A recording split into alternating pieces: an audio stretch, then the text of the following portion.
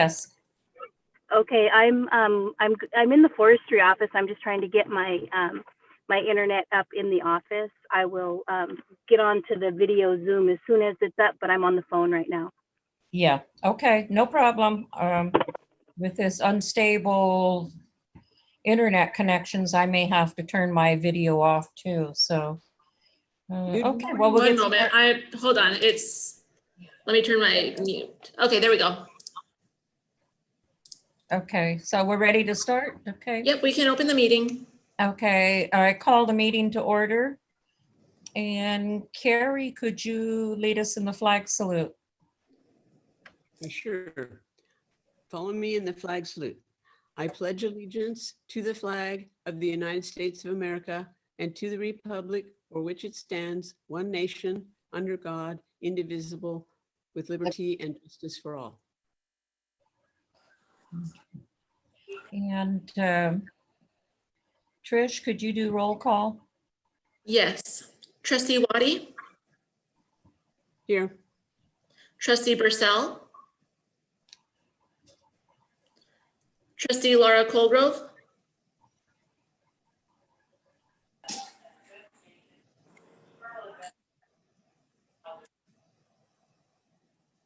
Trustee Laura Colgrove. I'm here. I unmuted. Oh yeah, I couldn't hear you.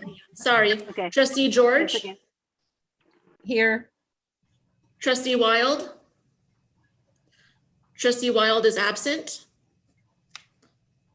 Trustee McLaughlin, Here. Trustee Myers. Here. We have a quorum. Okay. Okay. Adoption of the agenda. I'll entertain a motion to adopt the agenda. I move we adopt the agenda. Is there a I'll- second? I'll second. Okay, Carrie moved, Martha seconded adoption of the agenda. Any discussion? If not,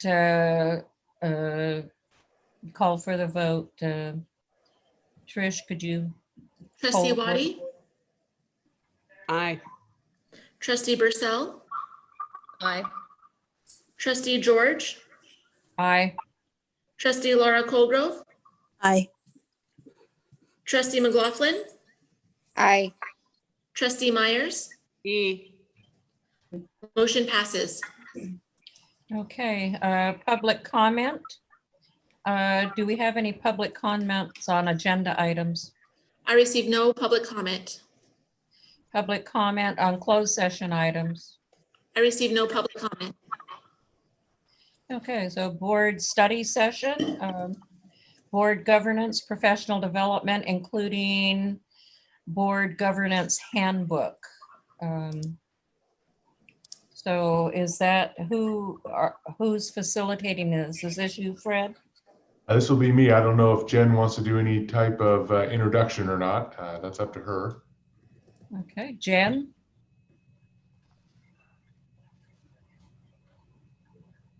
Hi, good morning. I've been working with Debbie's computer. I missed what you just said, Fred. I just didn't know if you wanted to do any type of introduction into this, or if you wanted me to just take off with it. It's up to you. Has everybody gotten to introduce themselves?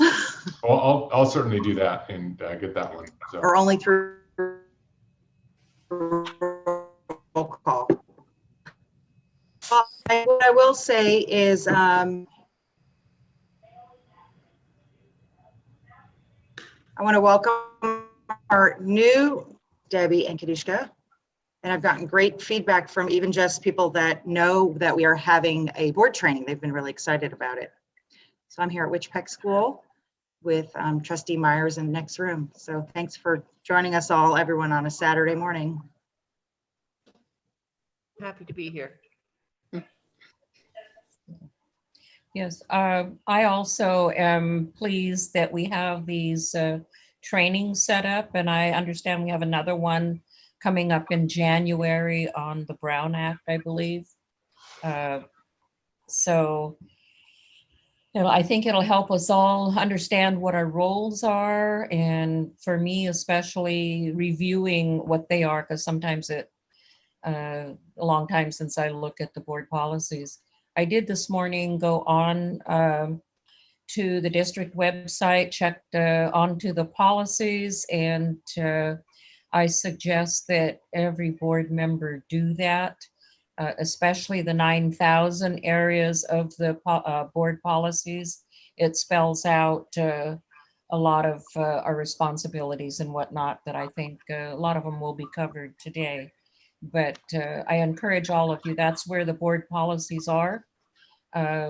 It's real easy. You don't need a password anymore to get in. And anytime you want to look up any policy, it's good reading for any of us. So with that, I'll turn it over to Fred. All right, thank you. I'm going to share my screen here real quick. Can everyone see my screen? Yes. Excellent.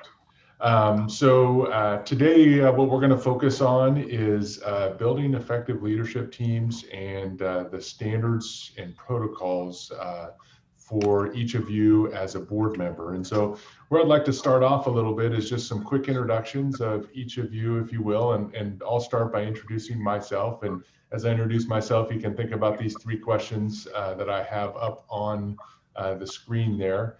And for those of you who may not be able to see them, I'll read them off here in just a second. So my name is Fred Van Vleck. I am currently the superintendent of Eureka City Schools. However, I am here representing the National Center for Executive Leadership, which is a consulting firm that I've worked with for the past 9 years or so. I've actually been with Eureka City Schools as a superintendent now for 9 years. I'm a local up here. Born and raised. My dad actually graduated from Eureka High School back in 1962, so understand the North Coast pretty well. I understand your region over there is even different than we are here, so fully understand that and respect that. A little bit about my background is I did a 20-year hiatus out of Humboldt County here. I went down to Cal Poly San Luis Obispo. That's where I did my undergraduate work and master's work, and then went to teach career and technical education, specifically as an agriculture teacher, and taught shop classes in the Central Valley, and worked my way up from there. I've actually been an administrator now for over 20 years. I didn't teach for a real long time. I quickly became a high school assistant principal, and then I was a high school principal. Then I had the opportunity to go and open a new high school down in the Central Valley. And that was a district that I was in the Central Valley for 8 years. That was Ceres Unified. Opened that new high school. Then I became the director of curriculum instruction. And then I became the assistant superintendent of business services.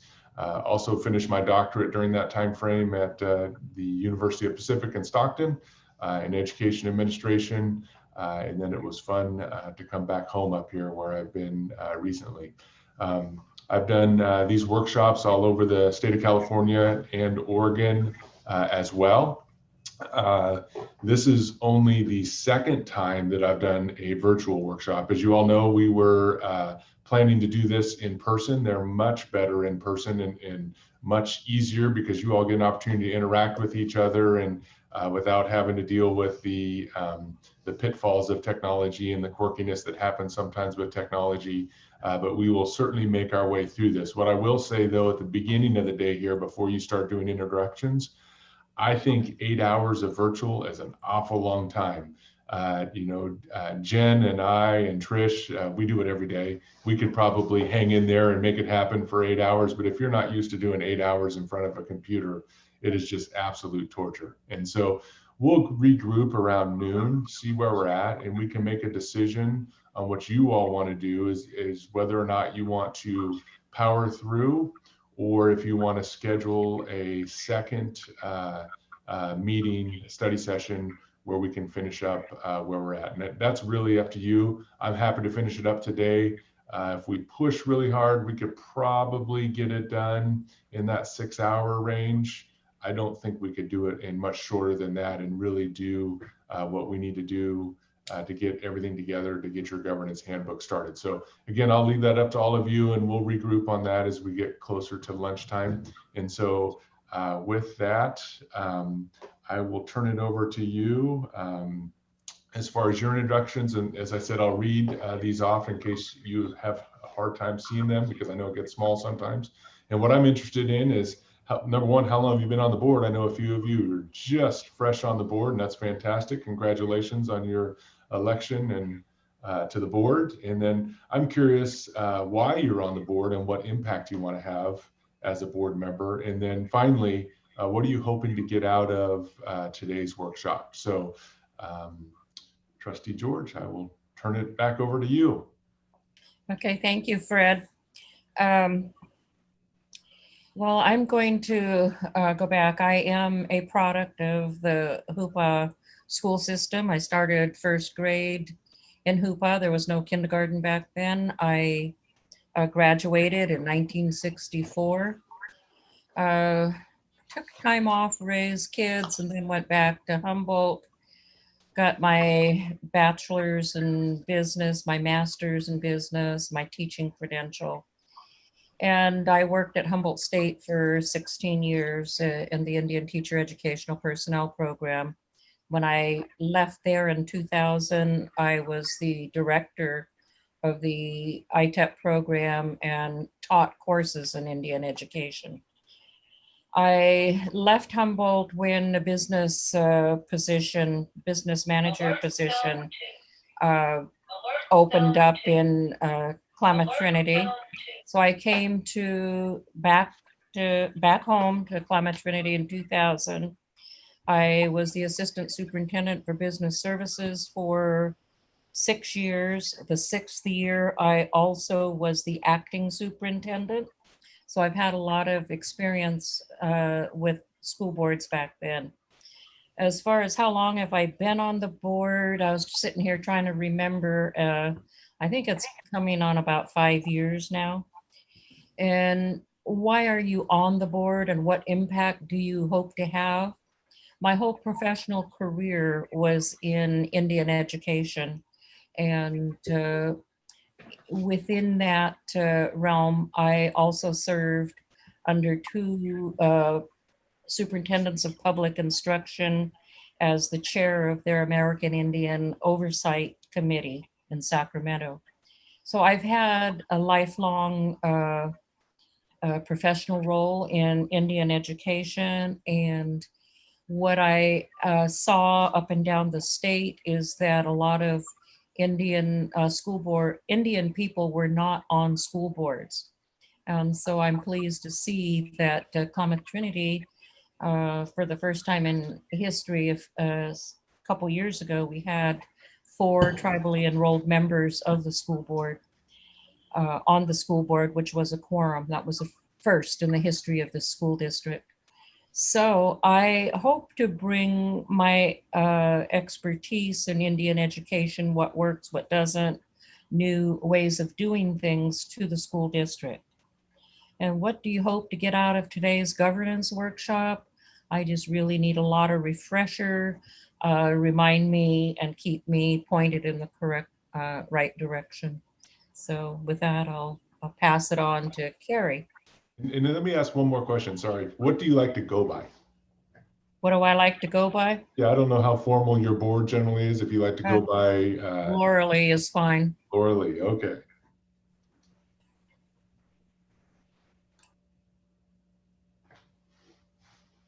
And Laura Lee, if you just want to call on somebody, I'll let you do it.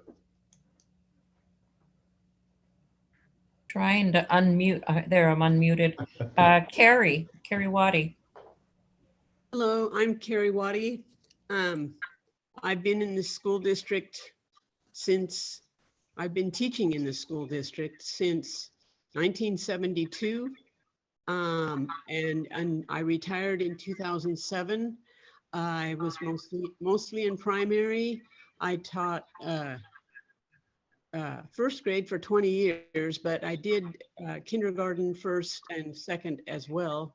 I also substituted K-12 when my my own children were born, I did a lot of subbing, and I went out to Pequon, Witchpeck, Orleans, Trinity Valley, Hoopa L and Hoopa High, and Captain John. So I got very familiar with the entire district. I also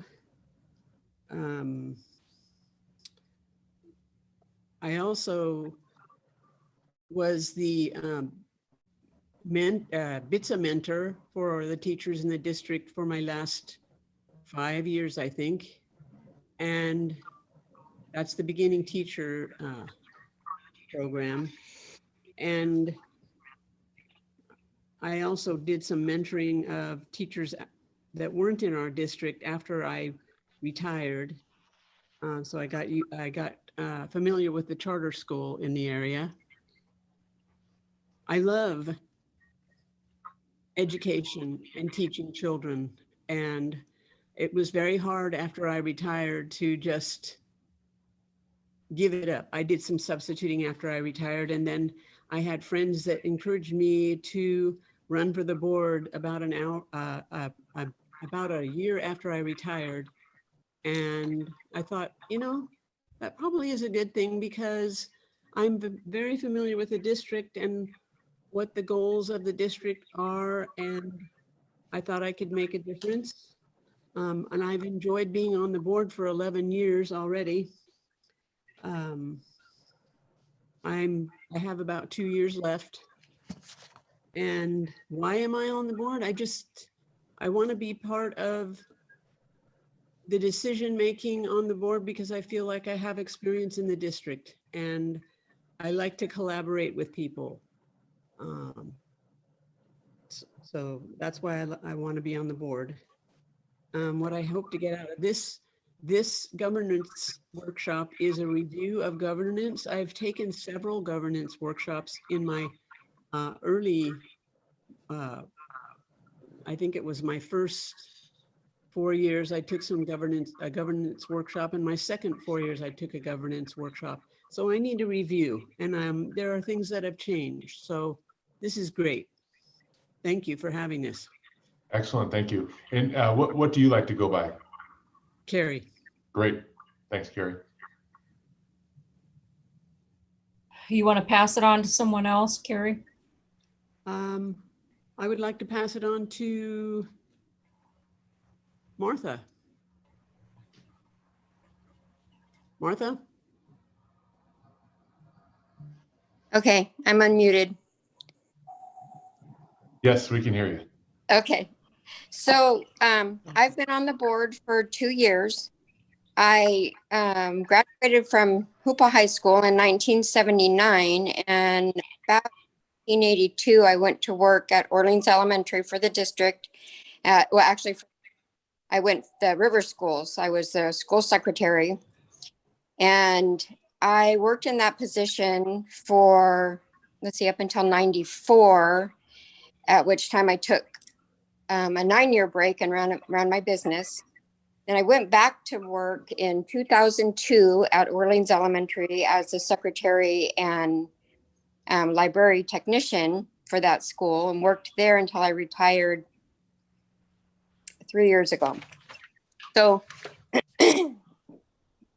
most of my career has been with the school district. And then the 9 years I ran my business was the 9 years that my kids were in the elementary school. And so I've always been really connected to my school, and always had I'm very, very proud of the river schools and what wonderful schools they are.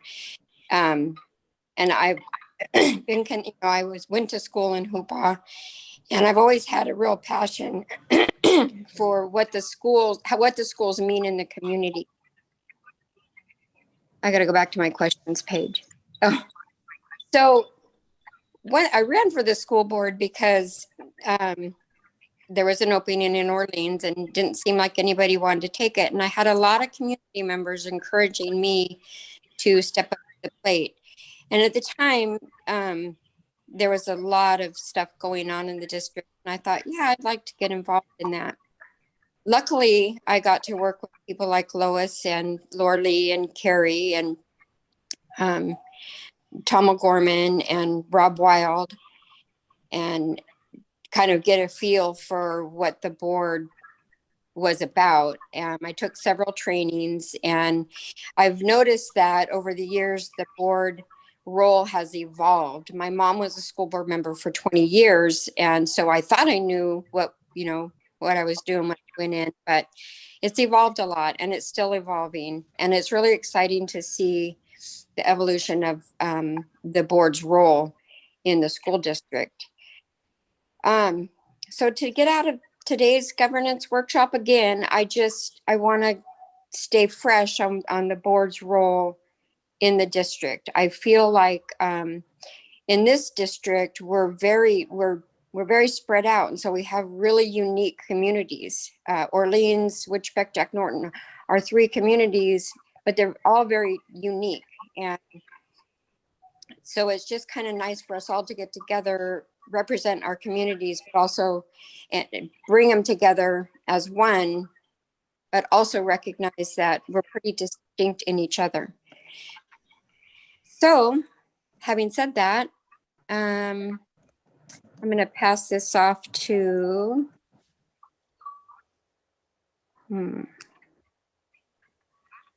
Trustee Myers. And I assume you're good with Martha. Oh, yes, I am. Great, thank you.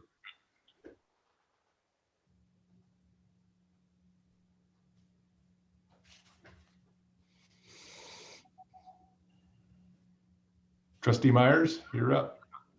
So my screen, everyone looks like I'm looking at x-rays of you. So, and then my voice, your voice is fading in and out. So I'm hoping that. And Jen, is she at your site?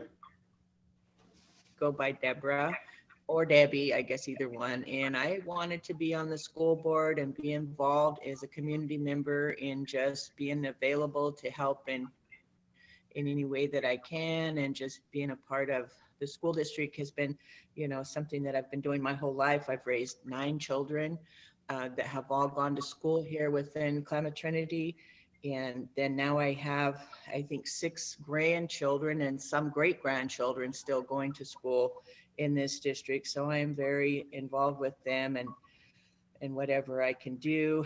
I've worked for the school district off and on for the last 40 years in the cook custodial position. I've done secretarial. I've helped with, I've done teacher's aide. I've also worked with the Indian education program and the culture resource room and doing tutoring with kids there. And so I've been involved in almost, every position except for administration things. But my greatest, the hardest challenge I think of it all was helping, to be a teacher's aide and just doing one-on-one work with students and helping in the classrooms and just seeing, how hard the teachers, work every day on a daily basis, trying to educate our children and help them, get their education. And so I've appreciated being a part of all of that, and hoping to, help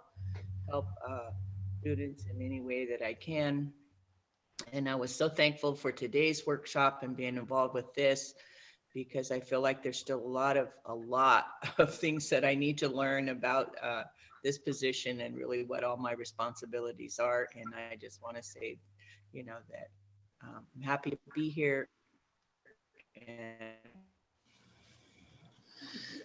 be involved in Klamath Trinity School District stuff.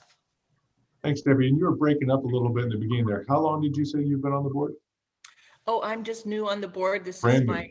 Yes, I just got on the board, which was quite a challenge this year because of all the voting issues that we had with voting in our area, and just, well, we've seen it across the nation, but because so many people voted this year, they finally just finished certifying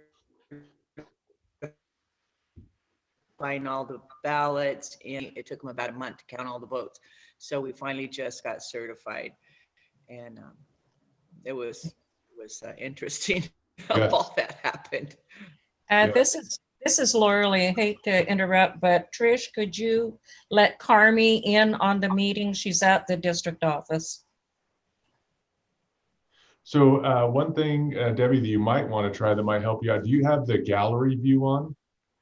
Sometimes if you turn off the gallery view and just go to speaker view, you're not streaming as many pictures, and that'll help your bandwidth and you might be able to see better.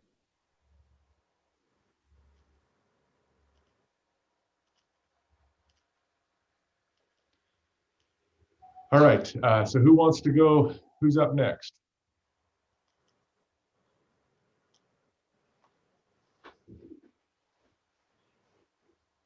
I don't know, Laura Lee, if you want to How call about, on somebody. how or- about, how about Sue?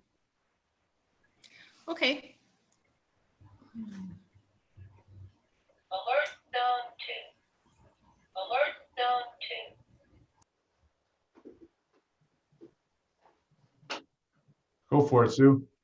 Okay, I lost the visual of myself, so we must have a whole bunch of people in here now. Okay, how long have I been on the board? 2 days. Congratulations. Why are you on the board and what impact do you hope to have? I actually didn't run for election. I was the only person who filed for candidacy and was for the Willow Creek area, and was told that I really didn't have to put my name on the ballot because there weren't any other candidates. So I guess I kind of came in the back door. It was very simple and relatively easy.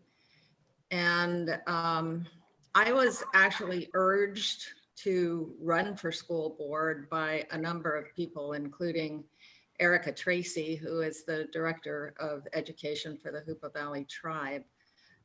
She and I have done a lot of work together over the years, and I'm currently working as a budget analyst for the Hoopa Valley Tribe Education Department, the higher education department. My career, I graduated from Humboldt State initially in 1978 with a degree in psychology and a minor in sociology, and went directly into an MBA program. And then I went out into the community. My goal professionally has always been to serve American Indian people and tribal organizations. I've never worked, for anyone else, but I've worked in service to tribal people through a number of different kinds of organizations, like community-based nonprofits, tribes, university-based programs, but always in service to Native people. Initially, after getting my MBA, I spent 10 years with American Indian small business owners, helping them to plan, finance, start up and manage businesses successfully. I evolved into tribal economic development, and then tribal community development, and then tribal organizational development. So I just kept broadening my scope. And after working as the chief of staff for my own tribe, the Karuk tribe, for a number of years, I then came to the conclusion that the real need in tribal communities was for more people to have that college opportunity. And I returned to Humboldt State as the ITEP director, following in the footsteps of some very capable people like Lois Risling and Laura Lee George, whose shoes were hard to fill, but a really richly rewarding opportunity to work with college students. And I have a community college teaching credential, and with my master's degree have been able to teach at four-year universities as well. When I returned, I pursued a second master's degree in education because I felt like it was a significant enough change that I should have additional educational preparation. And I retired in 2010 initially, and stayed out of the workplace for a while because I was focusing on healing from stage 4 metastatic breast cancer. Wow. I'm a 16-year survivor. I was initially told that I wouldn't survive and probably would live for another couple of years. But 16 years later, my doctor admits that that might not have been an accurate assessment. And so for a while, it was hard for me to commit to things long term. I did go back to work and work in positions that had defined parameters, or more like a consultant where I could get in, do some work and get out. But I wasn't making multi-year commitments to people until just recently. So I wanted to be on the board as a resource to the community, a resource to school personnel, hoping that maybe some of the experience I've had both on campuses of College of the Redwoods and Humboldt State and community-based. I've worked with the Hoopa Valley Tribe, the Cuddick Tribe, and the Yurok Tribe, and I've done consulting with dozens of other tribes. And so, you know, I'm hoping that maybe I have something to offer as a resource and can help to improve schools that are getting kind of a bad rap at times as underperforming. I know how hard everybody works. And so maybe what is needed is help, more help. What I hope to get out of today's governance workshop is, you know, where are the boundaries? When can I talk? Who can I talk to? To whom can I direct questions about various information I receive? We got an interesting budget for the last board meeting, and I had questions but didn't know to whom I would direct them. So I decided to wait for today's workshop and better understand the roles and responsibilities, what was expected of me. So that's kind of where I am. Great, thank you.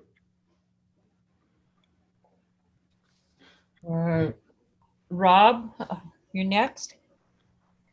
I don't think Rob's on. Rob's not on. Okay, who's Kadusha?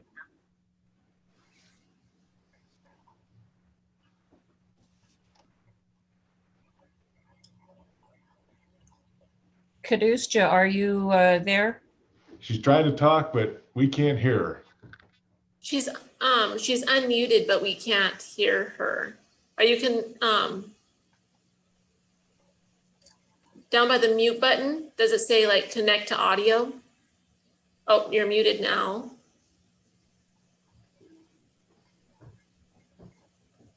Yeah.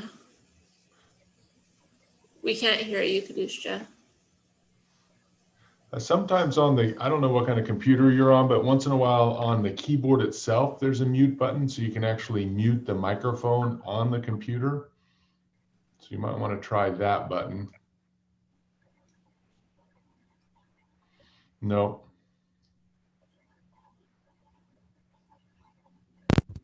How about now? William? Yes, we can hear you. So I changed the settings within the Zoom program. Excellent. Are we good? Yes.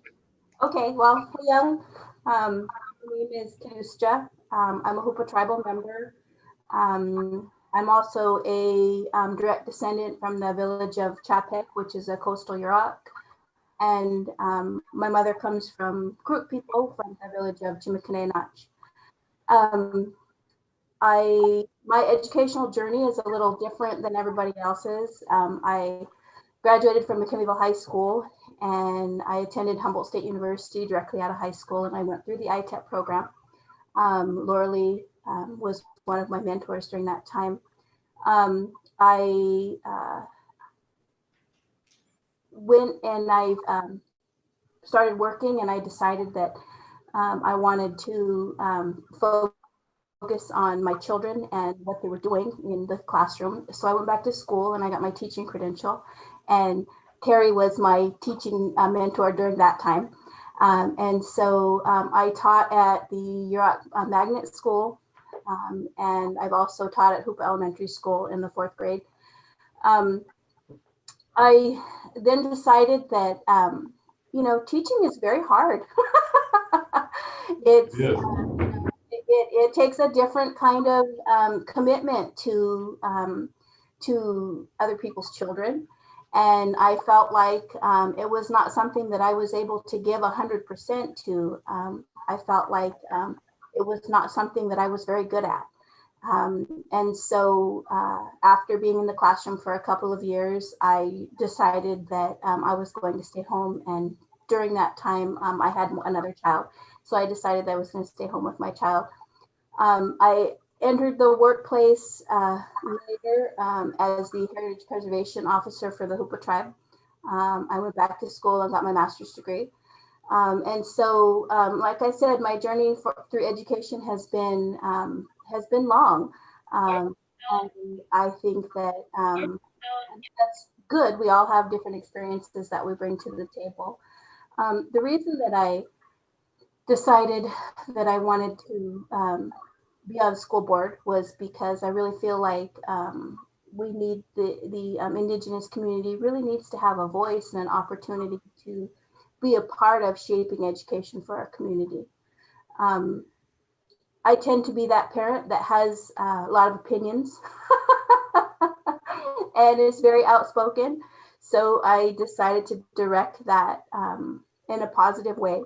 I've had an opportunity to work with most people on this call. I think this is actually the first time that I'm meeting Trustee McLaughlin. But other than that, and Trisha, other than that, I feel like I have spent some time with all of you, and I am excited to enter this process with everybody. Does anybody have any questions for me? I have 4 children who have all either graduated from Hoopa Elementary or Hoopa High School, or Willow Creek, Trinity Valley. And then I have a 5th grader, excuse me, at Hoopa Elementary. Excellent. Well, thank you. Have any questions for me? No, I'd like to thank all of you board members for being here this morning. I think we have a very qualified crew and dedicated crew. So I'm looking forward to the rest of the training this morning to help us get off on a good start. So I think I've reached, I think everyone, I didn't miss any board members, did I? Okay. Okay, Fred, it's all yours. All right, well, I'm going to jump in. And this is one of those things that is really interesting. There's 7 of you, 6 of you here today, that come together simply because you were elected. And that's one of the things that's very challenging about a school board and working with the school board is you have 7 different people here, 7 different personalities. And then other than getting elected to the school board, you may not have ever hung out, or your social circles may not have ever crossed in any other way. And so it creates an interesting and unique challenge to build a team of the 7 of you to guide the district. And the most important thing is for Jen is for you all to provide the what it is that you want as the district and those parameters, and then for her to carry out the how to bring the district in that direction. And so one of my favorite authors is Patrick Lencioni. I don't know if anyone has ever read The 5 Dysfunctions of a Team. He's got lots of books out there. They generally start with fables, and then there's a lesson through the fable. But what Patrick says Excuse me a second, this is Laurel. You're very garbled on my end. Is that just my computer, or how about the rest of you? You're pretty garbled too, Laura Lee. It sounds like it's on your end. Yeah, because he's fine on mine. Yeah, it's clear here. How are you? Is it getting any better, Laura Lee? Hopefully it's getting a little better, but the good news is I've got this quote. Yeah, I can hear you now. Great. I've got this quote up on the screen too. So it's not finance, not strategy, not technology. It's teamwork that remains the ultimate competitive advantage. And you can take that over to schools as well. because it is so powerful, yet it is so rare. And so that's going to be one of the biggest challenges as a school board, is coming together and really deciding that what it is that you would like as a school district and what direction that you want to bring the school district in. That part is really important. I'm going to take like a 5-second pause here. I'm going to close the blinds behind me, because what happens is I get really dark when that light comes in behind me. So excuse me for just 1 second.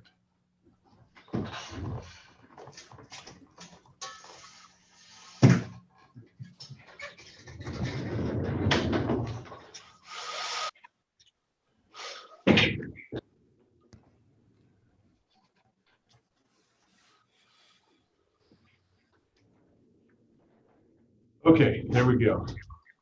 So you should have a worksheet in front of you that looks something like this. And what I'd like you to do is take just a minute, and I'll come back to that in just a second, but take a second and figure out which set of those words most closely describes your work in working with others.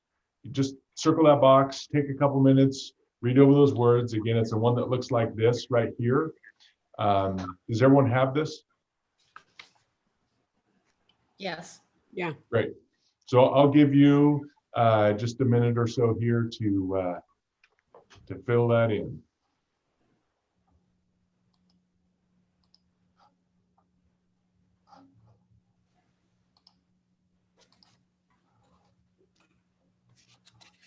So I actually didn't print that off. I'm going to print that right now if you can give me a minute. Yep, go for it.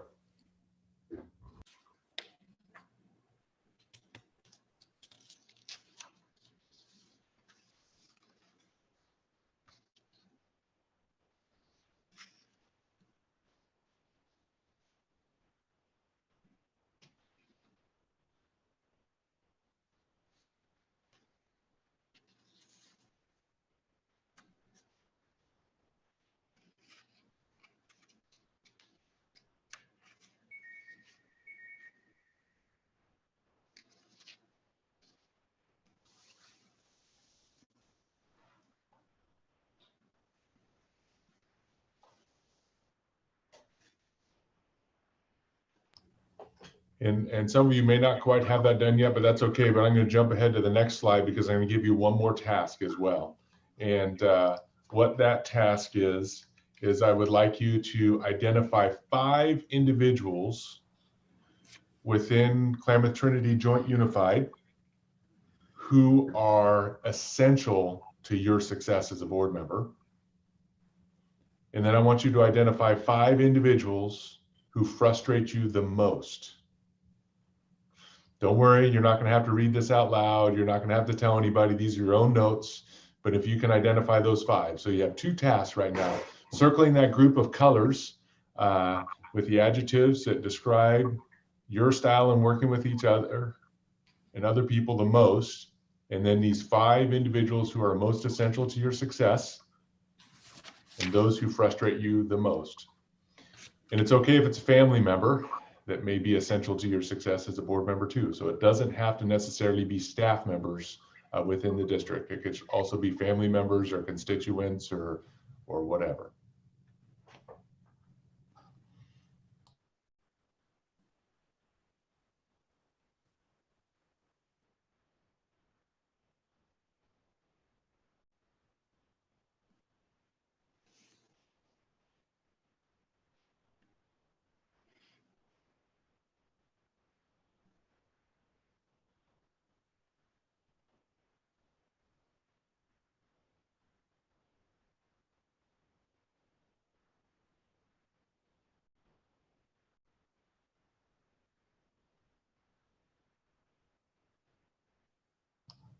If you give me a thumbs up if you're done, that'd be fantastic.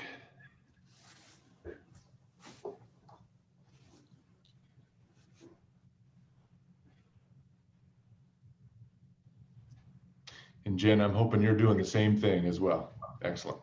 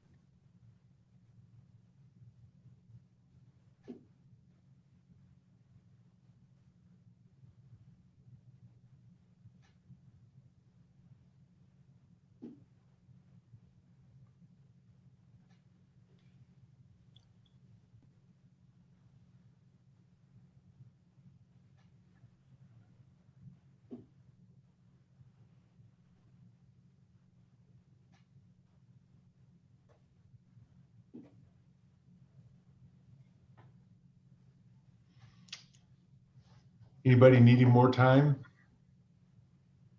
No. Okay. So a lot of what we're going to talk about this morning is really based on William Marston and his DISC model. I'm not going to spend a lot of time talking about the validation of the model, but just to give you some perspective, if you want to spend time, more time looking at this later, you're welcome to, but just wanted to give credit here as far as this model. So I want you all to imagine a young couple and think about the East Coast and what's different about the East Coast and neighborhoods. Neighborhoods on the East Coast, they mainly don't have fences. And so you get to see right into your neighbor's backyard. It's not like California, and I know you're separated by a lot of space a lot of times out there in rural Humboldt County, but think about on the East Coast where there are no fences. And there's this new couple that just moved into a house, young couple of professionals, and they sat down for their first breakfast in their new house. And the husband and wife were sitting there and talking, and the wife looked across at the husband and said, "Wow, somebody needs to teach that neighbor how to do laundry. Take a look at that laundry that's out there on that clothesline. Look how dirty and dingy and just not good that laundry looks. That's horrible. I really should go over there and show them how to do their laundry someday." So this went on for a couple days. And then on the third day, they get up and they sit down for breakfast. And she said, "Did you go over there and tell them how to do their laundry?" And the husband just kind of looked down. And she said, "Their laundry looks fantastic today. Someone must have told them that their laundry just looks horrible." And the husband quietly said, "Actually, I washed our windows." So really the moral to that is how you view others oftentimes is dictated by the lens you're looking through.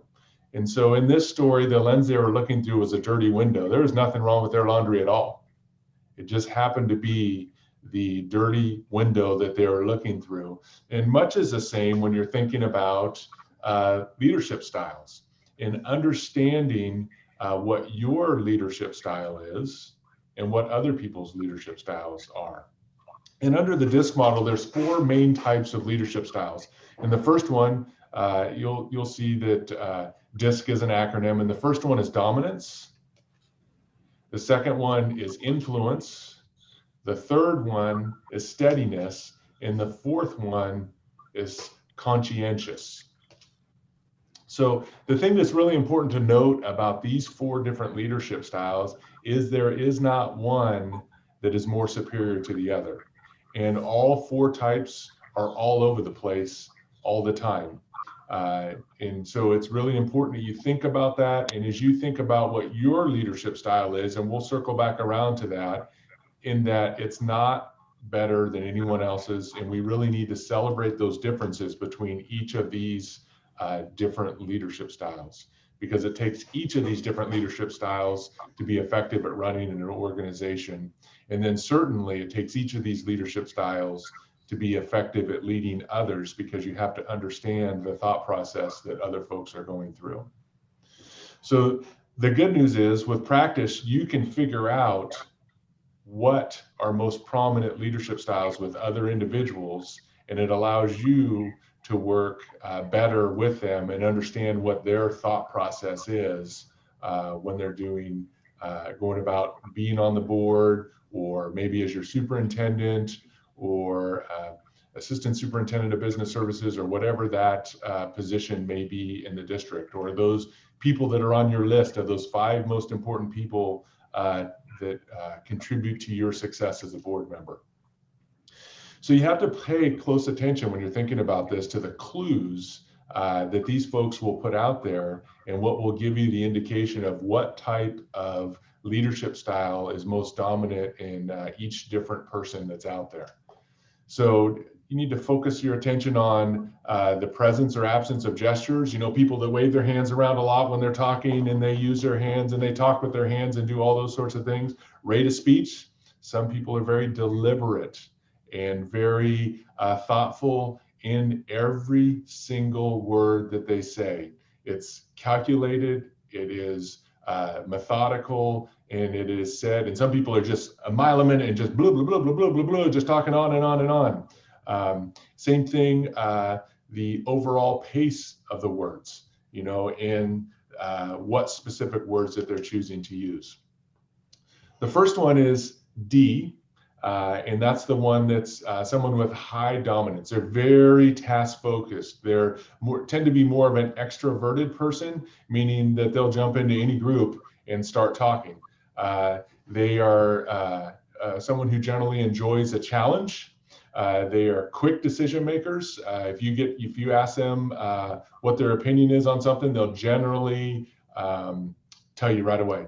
They're really in leadership positions. They're at ease, or at least they appear to be at ease, and they're really comfortable taking risks. So an idea of someone that has a D-type personality, if you think about someone who's trying to bring an organization from point A to point B, they're going to go from point A to point B, and they don't care who's standing in the way between point A and point B, and they're just going to be collateral damage, and they're going to get mowed over. So again, very focused on getting the task completed. Ds usually have a rapid pace, use a lot of hand gestures when they're communicating. Being efficient is very important to a D. So in other words, they don't want to be distracted by all those details that are out there. They just want to get the task done. Let's go, let's get it. Come on, let's go, let's move on. Ds generally enjoy competition. They're competitive. If you ever play a card game with a D, whew, watch out. So anyways, they're also not afraid of conflict. A D, if someone has a D-type personality and you're in a public board meeting and you have two board members who are talking to each other and have a specific opinion on something, and if you tell a D they're wrong because of this, look out. That D is going to take you on and going to take you on publicly, and they may regret it after the meeting, but they will in a public place. If you challenge them, they will step up to that challenge. Now, an I is someone who really likes to lead through influence. They're very people focused. They're also extroverted. They tend to be very persuasive. How they like to get things done is through their relationship with other people. And so what they will have a tendency to do is, ask for you to do things because of their relationship with you. So they won't just, like a D is just going to say, come on, let's go. An I is going to convince you why you need to go with them. It's very important to them on the convincing of the why.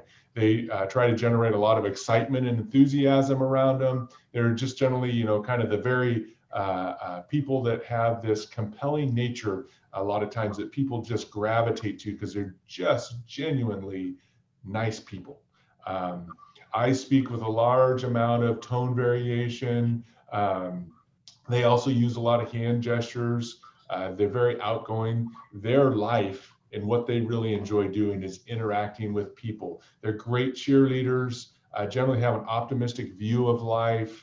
But again, they generally lead through the influence that they have on other people in the relationships that they have out there. An S is a person with a high level of steadiness. They're people who are generally fairly introverted. They're the folks that say, why do we need to change? We've always done it this way. They generally tend to be logical. Their approach is very much step by step. They're very deliberate in their speech. They don't use a lot of hand gestures. They're generally almost always calm, cool, collected. They do very well in structured environments where they do the same things often and repeat that because they don't like a lot of change. They really like the steadiness, but I'll tell you what, if you convince them why something needs to change, they're going to be your biggest allies on why that needs to change. They generally don't like to take a lot of risks. They're pretty adverse to risks, and they're probably your most loyal people in an organization. They're absolute workhorses, and they're great people to have on a team.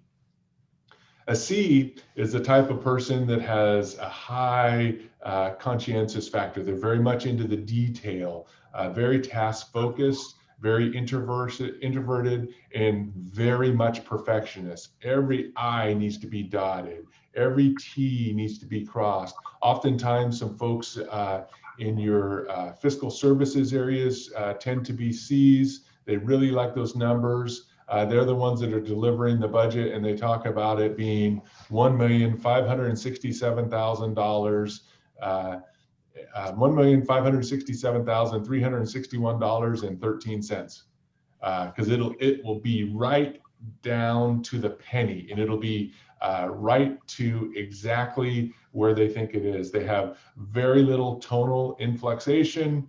They just move right on through. They have even less hand gestures. The quality of their work is a top priority.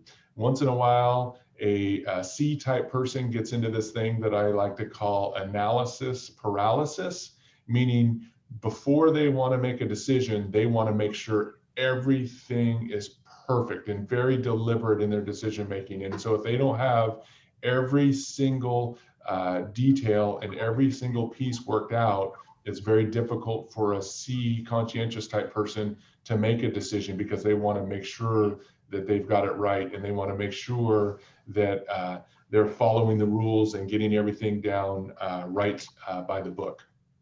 So when communicating, D's focus on the bottom line. It's let's get it done. Here's the bottom line. We got to go from point A to point B. If you ask a D type personality what time it is, they don't want you to tell them how to make the watch. A great example I like to use is I have 3 children. I'll talk about my children here for just a second. My oldest is a junior at Chico State, ag business major. My middle daughter is a freshman at UC Santa Barbara in environmental studies. So she's doing UC Santa Barbara via our house because of distance learning. Then my youngest is in 6th grade at Zane Middle School. And the reason I said that is just because I want to give you a little perspective on the story I'm going to say here real quick. Last night, she made some letters to Santa Claus. And I said, wow, those are really cool. How'd you make those? And she proceeded to tell me, well, first thing I did was I got out the package, and then you take this special pen and you write on this bigger thing. And then and I was like, Maddie, I don't want to hear every single little detail. I just want to hear the quick story about how you made these. And so she seems to go into this long story every single time when she wants to tell me how she makes something or what she did. And I'm like, I just want to hear the short story on how this happened. And I'm very interested in the short story, but I don't want to hear the 10-minute version. So that's a great example of a D-type interaction. They just want to hear the short and succinct information. A D struggles with reading through the report that a C generates. Back when I was a high school principal, I had a science teacher who was a C off the chart. And so what he did was he developed, when he would send out emails, they would be like 5 pages long, every single detail inside that email. And his name was Dennis. And I said, Dennis, your emails are driving me insane. Get to the point. And so what he started doing, it was great. What he started doing was he would write this email. And this is when we were opening this brand new high school. And it was all about this plan into this new high school. He would open this email and he would say, okay, here's for Fred. And he would put 2 bullet points. And then down below, he'd say, here's for everybody else. And so he would write his dissertation on all those points. And so it's important to recognize those different leadership styles that are out there. So getting in with the I, they'll always begin their conversation with a social comment. I's enjoy a lot of social interaction. They'll ask you to join them for lunch. They want to talk about how you're feeling and how you're feeling about the direction of the organization. As a board member, oftentimes eyes are very concerned about how is this going to impact how everyone feels about the district. How is this going to impact how everyone gets along inside of the district? It's very much about those interactions between people and how people feel around each other. Now, I talked a little bit about the downside of a D. They just want to get to the point. They don't always care about the details. I has some downsides too. The downside of an I is they're more concerned about the relationship than they are about meeting timelines. And so, for instance, an I has a tendency a lot of times to be late to meetings, because what they will do is they will get so tied up in the interaction and in the conversation that's so important about that relationship that they lose all track of time. And so the same thing happens oftentimes with deadlines, because they're more concerned about their organization and they lose accountability sometimes for some of their organizational pieces. So they tend to be a little bit more disorganized, and they aren't so detail oriented like a conscientious type personality might be. So as you think about that, and you think about the personnel office and the business office, and you think in schools, those two offices tend to be the two offices that butt the heads the most. And so thinking about that, what type of personality, remember we have the D, I, S, and C, and I talked a little bit about this as we were going through it. What type of personality do you think tends to be in the business office? A D, I, S, or a C? A C. Yeah, I agree. A C, a conscientious, very much detail oriented type person in the business office for sure. And, you know, I'm sure, Sue, you remember that experience. The personnel office, the people that like to hire people and go through the whole process of interviewing and meeting lots of people and doing all of those sorts of things. And remember, I'm generalizing. I'm not going to say that I'm not generalizing. It all doesn't always follow this way. But what type of person generally do you think would be in a personnel office? An I. What was that, Sue? I was guessing an I. Yeah, I would tend to agree. Generally, I remember an I personality loves engaging with people and meeting with people. And so if you have a person that's all about engaging and meeting with people and not so much into the details, and you have a person that's very much detail oriented and everything has to be exactly so, sometimes that creates conflict. And so if you think about the two departments across the state of California that generally have the most conflict, it is your personnel office and your business office. And so those are things to be thinking about. Oftentimes it's a style difference and it's how you like going about your leadership practices. And so this is just one example of something that you can think about within your district on how you can celebrate some of those differences and help bring those folks together. So going back to the S's proceed really at a pretty slow pace when communicating. They need that time to think about it. Again, they work in that very logical manner. They work through all the possible scenarios. The C factor, those details again, details, details, details. I need more details so I can make a decision. They're not interested in socializing generally in work settings. You know, they generally don't engage in the small talk.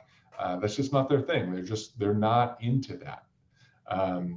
Always be prepared for them to ask you more, and they can never have too much data. Give me the data, give me the data. They have Excel spreadsheets for days with everything in there and everything figured out. So thinking about the way each of these different styles write an email, a D will usually write no more than a couple lines, get right to the heart of the matter. So, you know, why did you do that? You know, I find myself, and you're going to see, and you know, I think you're already hearing it. I tend to be more of a D type personality, And you often change as you go through your careers, and I'll talk a little bit more about that later. But when I write an email, I generally write what I want about the email, and then I have to go back to the top of the email and write a greeting, because I have to soften my emails, because I just want to get to the point and get the doggone email out and get it taken care of. And so I have to think, well, not everybody's going to appreciate my directness. So then I go back up to the top and write out my greeting. I have, and in fact, I talk to my staff about this often, is I have a policy when it comes to email, a personal policy.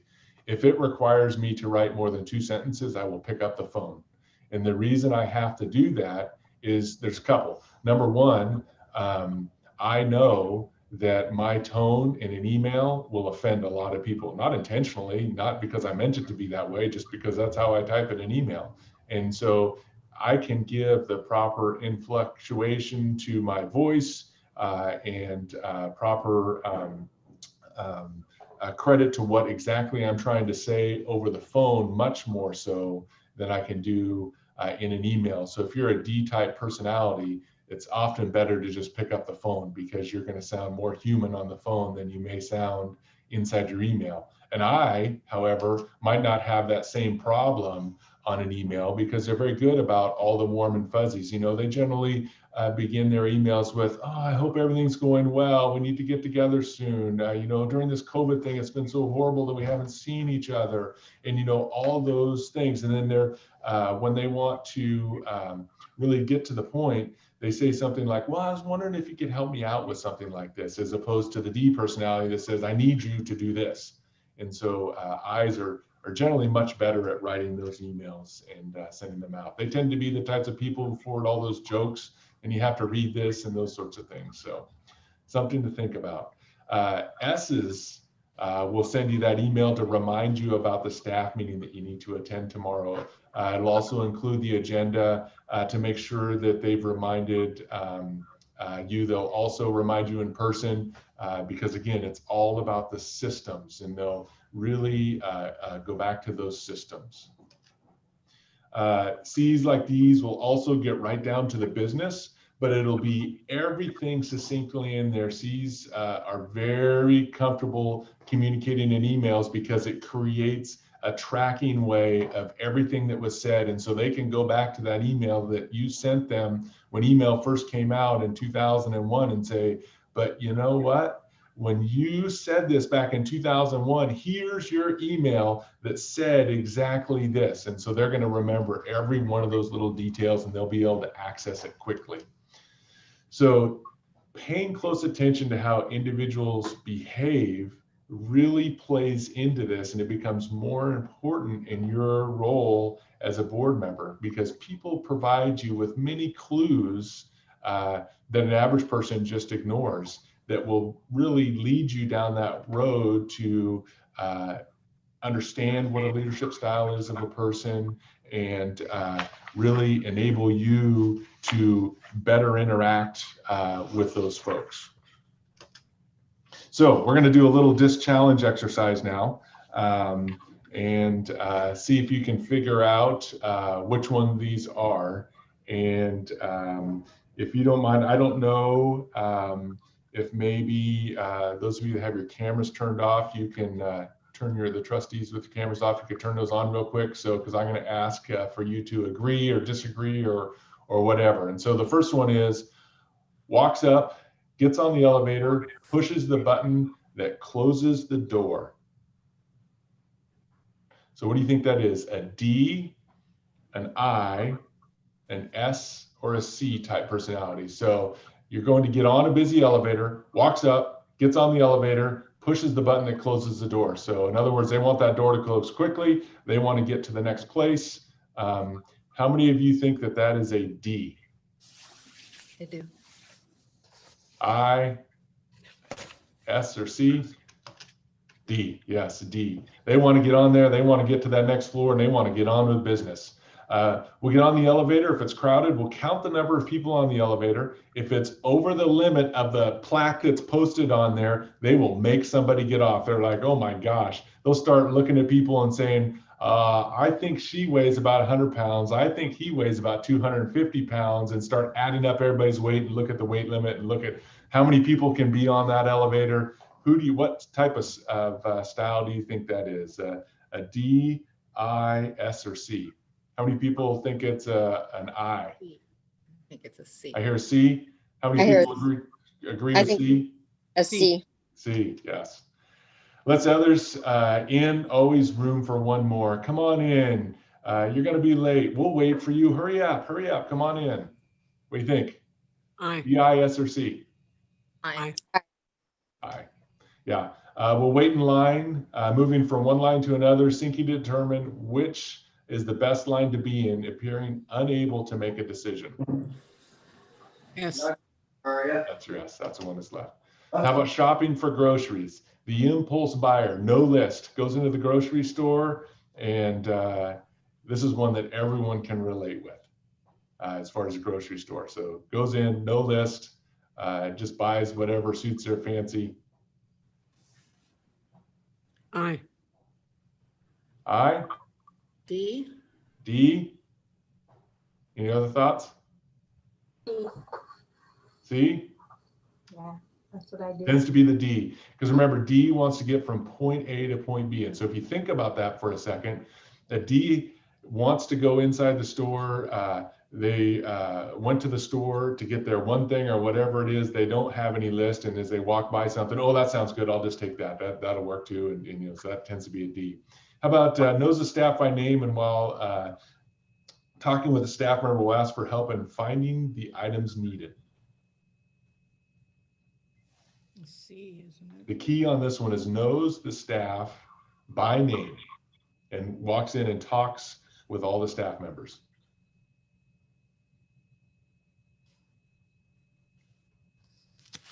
Any guesses? I. I? Yes, I. Remember, it's all about those relationships. And so that's why they know the staff members by name and talk with them, and they want to continue that relationship with those folks that are inside the store. These two confuse people all the time. Is prepared, has a list, gets it done efficiently, or wouldn't think of going shopping without coupons and a calculator. These, one of these is an S and one of these is a C. Which one do you think is the S? 3. Number 3. Number 3? Yes, number 3. Remember, an S is the steadiness. They probably have a list of those 5 or 7 meals that they rotate through a week at home. They have their meals all planned out. S's are very organized, and sometimes people confuse that leadership style of an S with the leadership style of a C as well. C, the difference is that they have their calculator because they know that their budget is $100 in the grocery store today. And so they go through there and they subtract off with their calculator as they're going. They have their coupons to make sure that they're getting the best deal that's possible out there for sure. So on the golf course, spends more time in the clubhouse talking than on the course. Just blurt it out. I, Aye. Aye, yes. Keep score and play strictly by the rules. They clean their clubs a lot too. C. Yeah, see. Golf's the same day, same time, same place, using the same clubs. S, Yes. Yes. Watch out when they're driving the cart. They frequently play through groups of other golfers. Yep, they want to get that course done. Cooking a meal. Can't cook without a timer and measuring cups. C, C. Likes to cook for groups, has extra place at the table in case company stops by. Aye. Yeah. Can't cook without a microwave. D, Yes, I'm a D. I love to cook. That's not true of me, but remember, these are just generalization. Prepares meals from scratch and rotates around a dozen standard recipes. Yes. Yes, yes. Reading the newspaper. Reads the obituaries first to see if they know anyone. Aye. Looks over the entire paper. They clip interesting articles.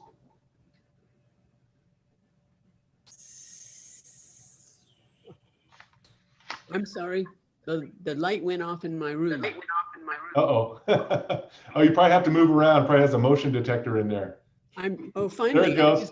It took quite a while with me moving around. I got some exercise.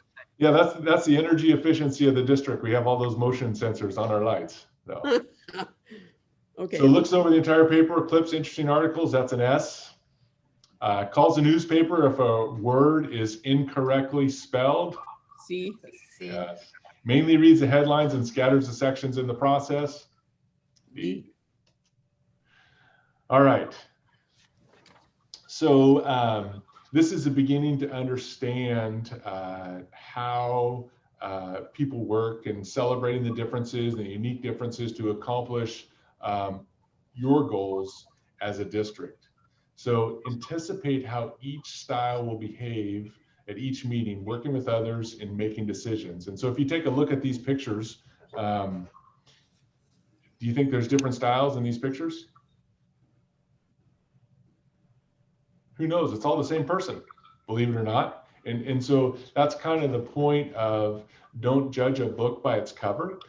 Make sure that you get to know the folks that are on the board and what their style may be, despite what their appearances may be. So again, when you start thinking about the board meeting, Ds are going to want to cover the agenda items as quickly as possible so they can get to the end of the meeting and do something else. Ds usually have several projects running simultaneously. Now you're all probably starting to think about that. Is want to have a social component. You know, they might suggest, let's get coffee and donuts, make the meeting more fun. S's will support creating a detailed plan of action, but you have to remember, S's have to be convinced that there's a reason that the change needs to happen. They may suggest separate committees or subcommittees to be formed to address specific issues. They want to ensure that every possible outcome is examined. C's will make statements like our CAS scores went up 11.34% compared to last year, or how valid is this research, or how old is it, and who conducted it. So if you think about this, so this was another interesting story this was the district that I was in where I opened the new high school, and the new high school is Central Valley High School. It was a 1 high school town that went to a 2 high school town. It was a mid-sized district by California standards, about 13,000 students in the district. I was brought on specifically to open the new high school. The interview process was really interesting. And there was a nationwide recruitment effort. They actually recruited about 100 people to apply for the 2 open positions, because not only were they filling the new high school position, they were filling the existing high school position at Ceres High School as well. And in that recruitment process, they had 2 different panels. One panel was a leadership panel, and one panel was a instructional panel.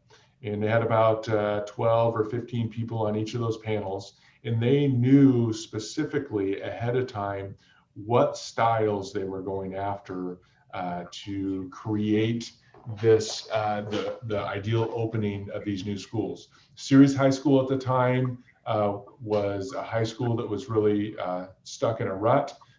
They're having problems with entrenched staff members, and really making this transition to standards-based instruction, because remember, this was back in the early 2000s when this was happening. And so they were looking for somebody to come into that high school and really shake, rattle, and roll, really shake things up and get things moving. Central Valley High School, they were looking for somebody to come in and really do the research and really set up the foundation for that new high school and moving forward. And it was one of the most naive times in my career, because I was already a high school principal, and I was a person that was selected to open the new high school. And I thought, boy, this is going to be fantastic. I have a year of planning. I'm going to be able to get to work at 8 o'clock every day and be done by 4 o'clock. because I won't have all these night activities as a high school principal and all these other things going on. That was probably one of the most difficult years of my career, because when you start something from ground zero, it really has that starting from nothing impact on you, because you have to create everything. And so this whole idea of having somebody who is that C-type personality to start it was really drive there. And you're all going, well, wait a second, you told me you were a D. So that's the thing that's important to think about, is depending on where we are at in our career also dictates a lot of times what our leadership style may be.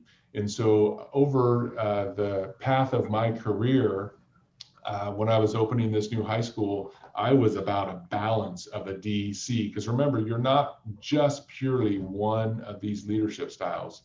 And so you'll fluctuate. Sometimes you'll be a little more C or D or I or S or whatever the case may be. And you really adapt to the situation that you're in. And that's okay. And so the thing that's really important to think about is you're thinking about your team as a board, is where are your fellow board members at within their current situation of leading on the board. And then it's also important to think about where your superintendent is at as far as her leadership in the district as well. So if you go back to that little colored thing that you had that had those different areas, the worksheet, if we think about that, I'm going to go back here just 1 second and pull it up. So if you think about this worksheet right here, which one did you circle? And then why did you circle that one? So I'm interested if someone wants to talk about which one they circled, why they circled that one, and then also which color do they think most closely represents which letter.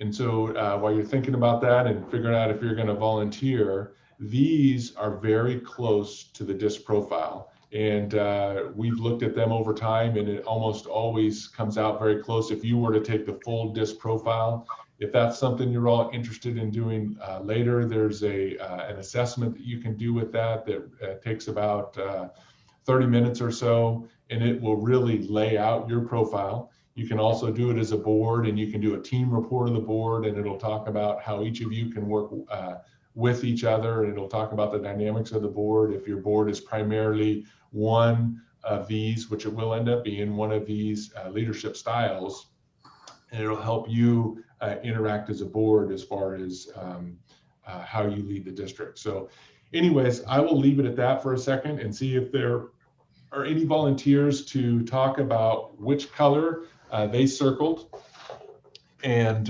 what letter that they think that represents. This is Carrie. Yeah, Carrie.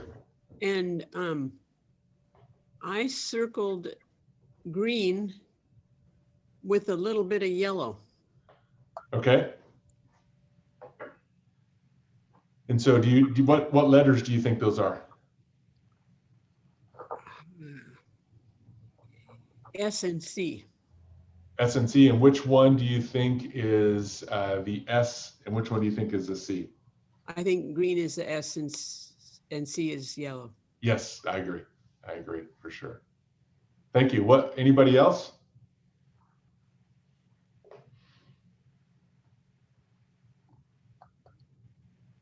I gravitated toward those same two. Okay. Did you have one that you thought was a little bit more predominant?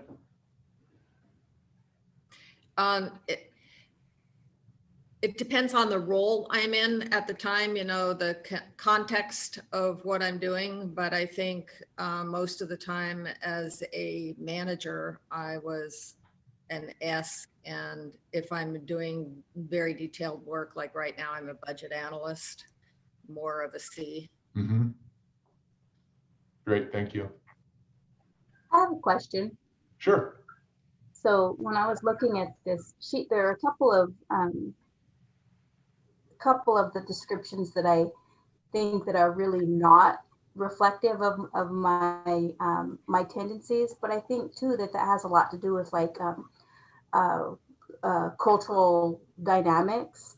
Mhm. And so I think that some of these are extremely reflective. I always like to think that I'm much like my mom and very graceful, and I realize that I'm not. I'm more like my dad. I'm a little more aggressive and a little more inappropriate. But that's not a bad thing, you know. It's okay. Not. No. But so when I looked at it, you know, I think I'm clearly a D, but I don't tend to be competitive. And I kind of think that that's a foundation of the D kind of characteristics. And so I kind of wonder how that kind of plays into the way that the D comes off. So that's a really interesting question. And an example that I'll use is myself and Paul Ziegler, who's my assistant superintendent of business services. Paul Ziegler, he's an I, and I'm outing him. He wouldn't mind. It's no big deal to him. And we talk about this all the time in the district. But we actually went through years ago the state certification FCMAT mentor program to become a state certified chief business official. And he went through one class after I did. And this was, I don't know, this was probably 12 years ago or so. And he went through maybe 11 years ago, something like that. And the interesting thing is they do this other assessment. And in this other assessment, it's similar to this, but it has some different areas. And one of those areas is competitiveness. And interestingly enough, I was off the chart as far as a competitor. And I was the first one that they'd ever had in the program that came out as a competitor. He, in the following class, was the second person who ever came out as a competitor. And I don't know if they've had any since then. However, as I said earlier, I'm a D, closely followed by a C. He's an I off the chart. And so the thing that's important to remember is these are very much generalizations. And so there's going to be areas within these that you ebb and flow with.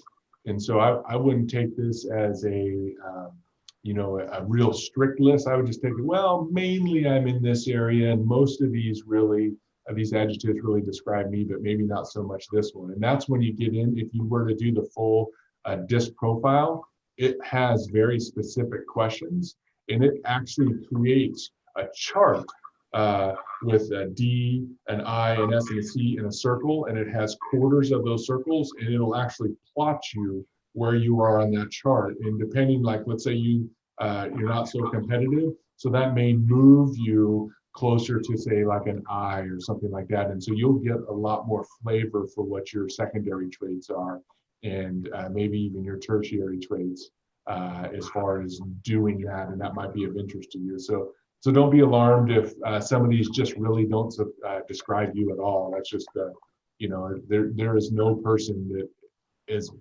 truly 100% one of these areas. Does that kind of make sense? Yeah, it makes sense. I also tend to be antisocial, which looks like it doesn't really fit into a D personality either, or a D characteristic. Actually, Ds are very antisocial, believe it or not. Candidly, Ds generally do not like to be in a social situation. They'll make it happen if they have to, but Ds generally will not enjoy going to after work socials. Oftentimes, people really confuse Ds with someone who likes conflict, who likes the social thing, and that's only because they'll do it. A great example that I'll even use with myself is I hate conflict. I don't particularly like conflict, but I'll do conflict. I won't shy away from conflict. That doesn't mean that I like it. It's the same thing that goes for the social environment. I don't much care for the social world and all the the office parties and all those pieces. I'll do it, but that's not my favorite thing to go do. And that's why sometimes people confuse Ds, is they'll just go get it done because it needs to be done. And so people just assume that they like that, but they don't necessarily like that. Okay. Great, thanks. Any other trustees want to jump in? I was just thinking that the word competitive gets a bad rap because there are times when, for example, I write a lot of competitive grants for tribal programs and tribal organizations. If you don't have a competitive spirit down there somewhere where you can dig deep and, access that, you're almost defeated before you start. You have to believe that we can go up against everybody else in the country who's applying for this money and land it, So I think there are times when that competitive spirit, it works to the benefit of the community you're serving. That's a great point. Just because you're competitive doesn't mean you're a jerk. Because there are competitive jerks out there. There's no doubt about it. We've all seen them. But there are also people who are extremely competitive, but they're also gracious about it. So it kind of seems like competitive and persuasive kind of go hand in hand. They could, yeah. Someone who is very competitive can be very persuasive because they almost see that as a competition to persuade somebody over to their point of view.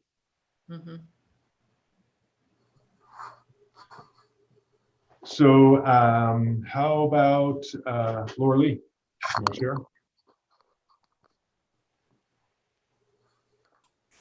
Yeah, I'm having to turn my video off because of stability of my internet.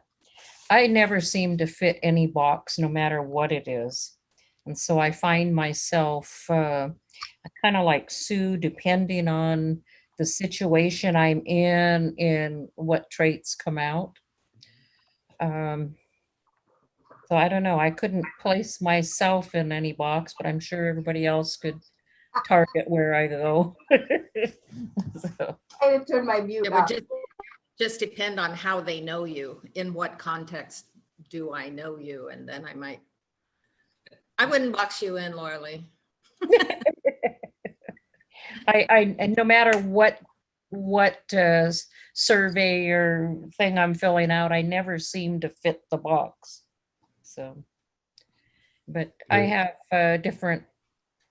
I feel I have different traits depending on what situation I'm in. Sure, great, thank you. Martha.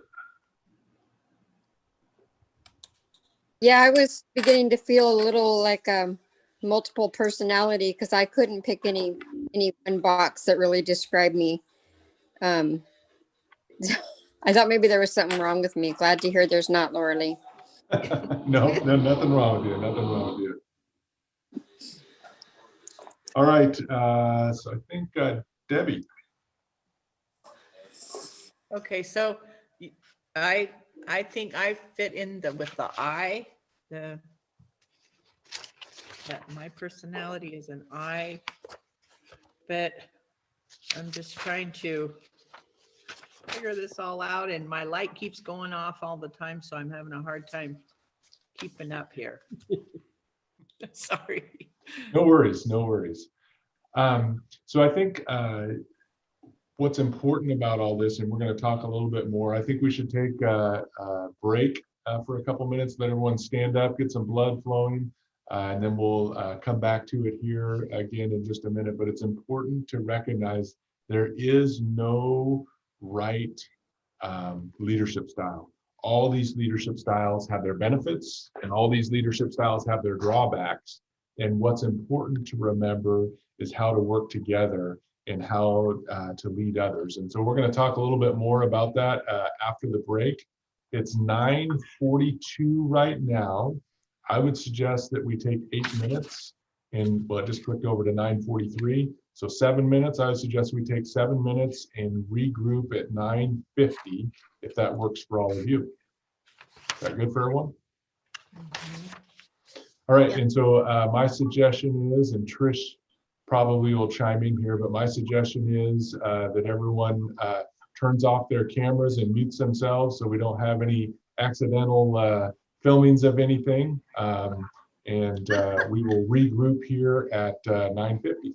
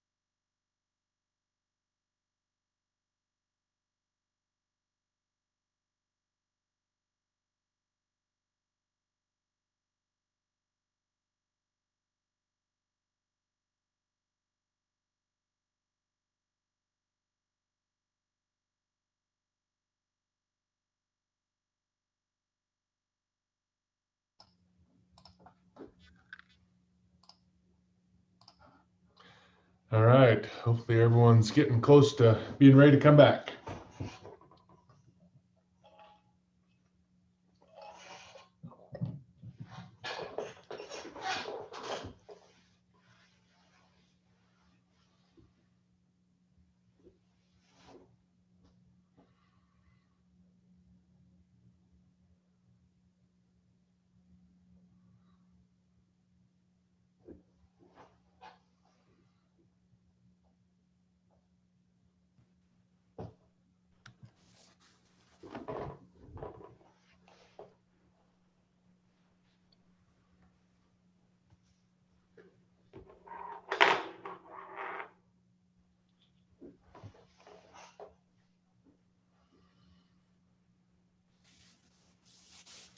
I was just reflecting on how those different personality or communication styles pertain to different sections of a grant proposal.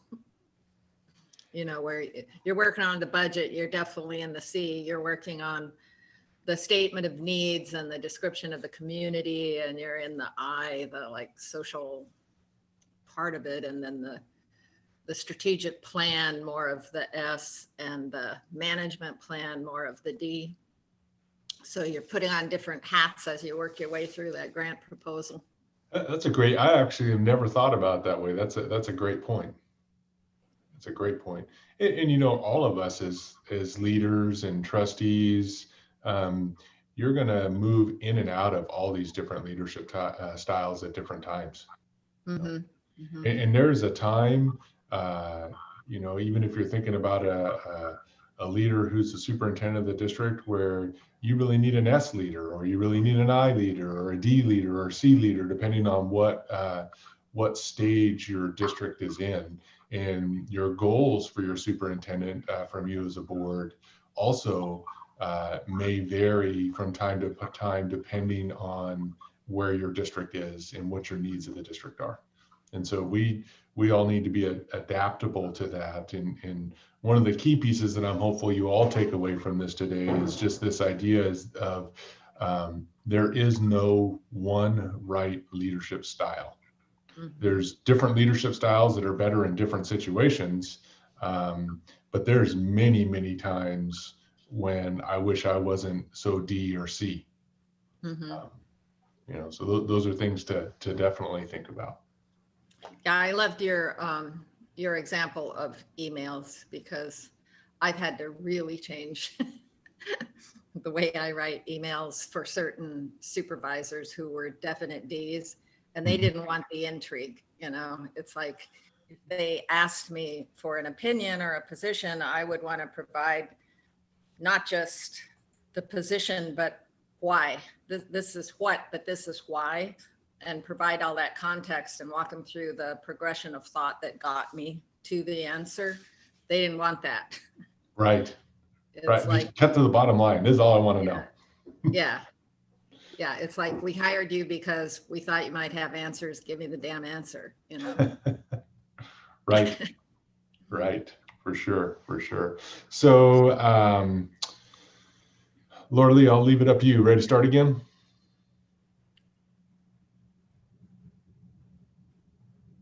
She's muted. I think we're ready to go.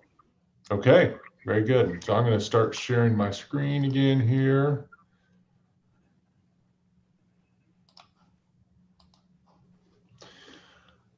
All right, everyone see my screen?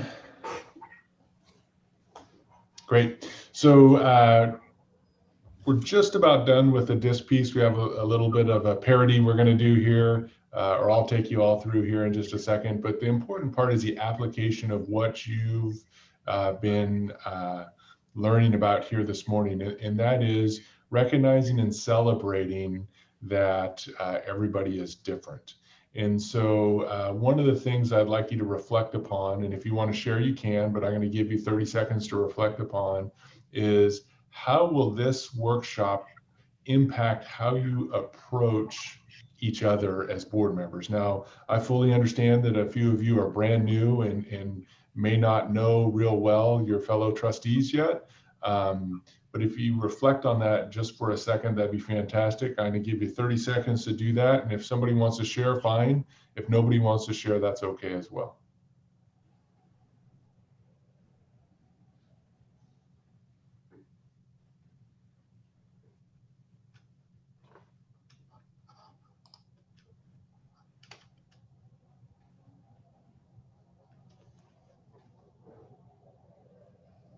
Fred, this is Lauralee. I think looking at this reminds me that people have very different styles. They have different learning styles. They have different presentation styles, all sorts of styles. And so it really makes me reflect to be more open and more accommodating to other people. And I always try to look at where they are coming from, what their concerns are. It's like with no matter what age group I'm working with, but especially young kids of getting down to their level of needs and what they're thinking and how they think. On working with adults, the diversity is great because a lot of times there's a lot of things that come up that each individual contributes that I may not have thought of or look at it differently. So I think it helps be more inclusive of others and what they have to say. Great, thank you. Anybody else want to share anything at this point? This is Carrie, Sure, Carrie. and I agree with everything that Lauralee said. I also, my first reaction was to be respectful of everyone, just because we all come from a different experience and we bring something valuable to share with others because of that. Great. Other thoughts?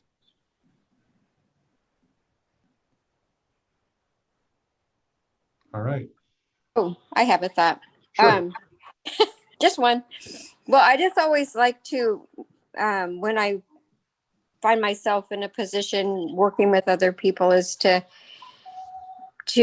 find the thing about those people that I admire. Because it kind of helps me if I focus on what I admire, then if things come up that maybe we are in opposite, have opposite feelings about, I can kind of try to understand by thinking about what I admire about that person, where they're coming from. Great, thank you.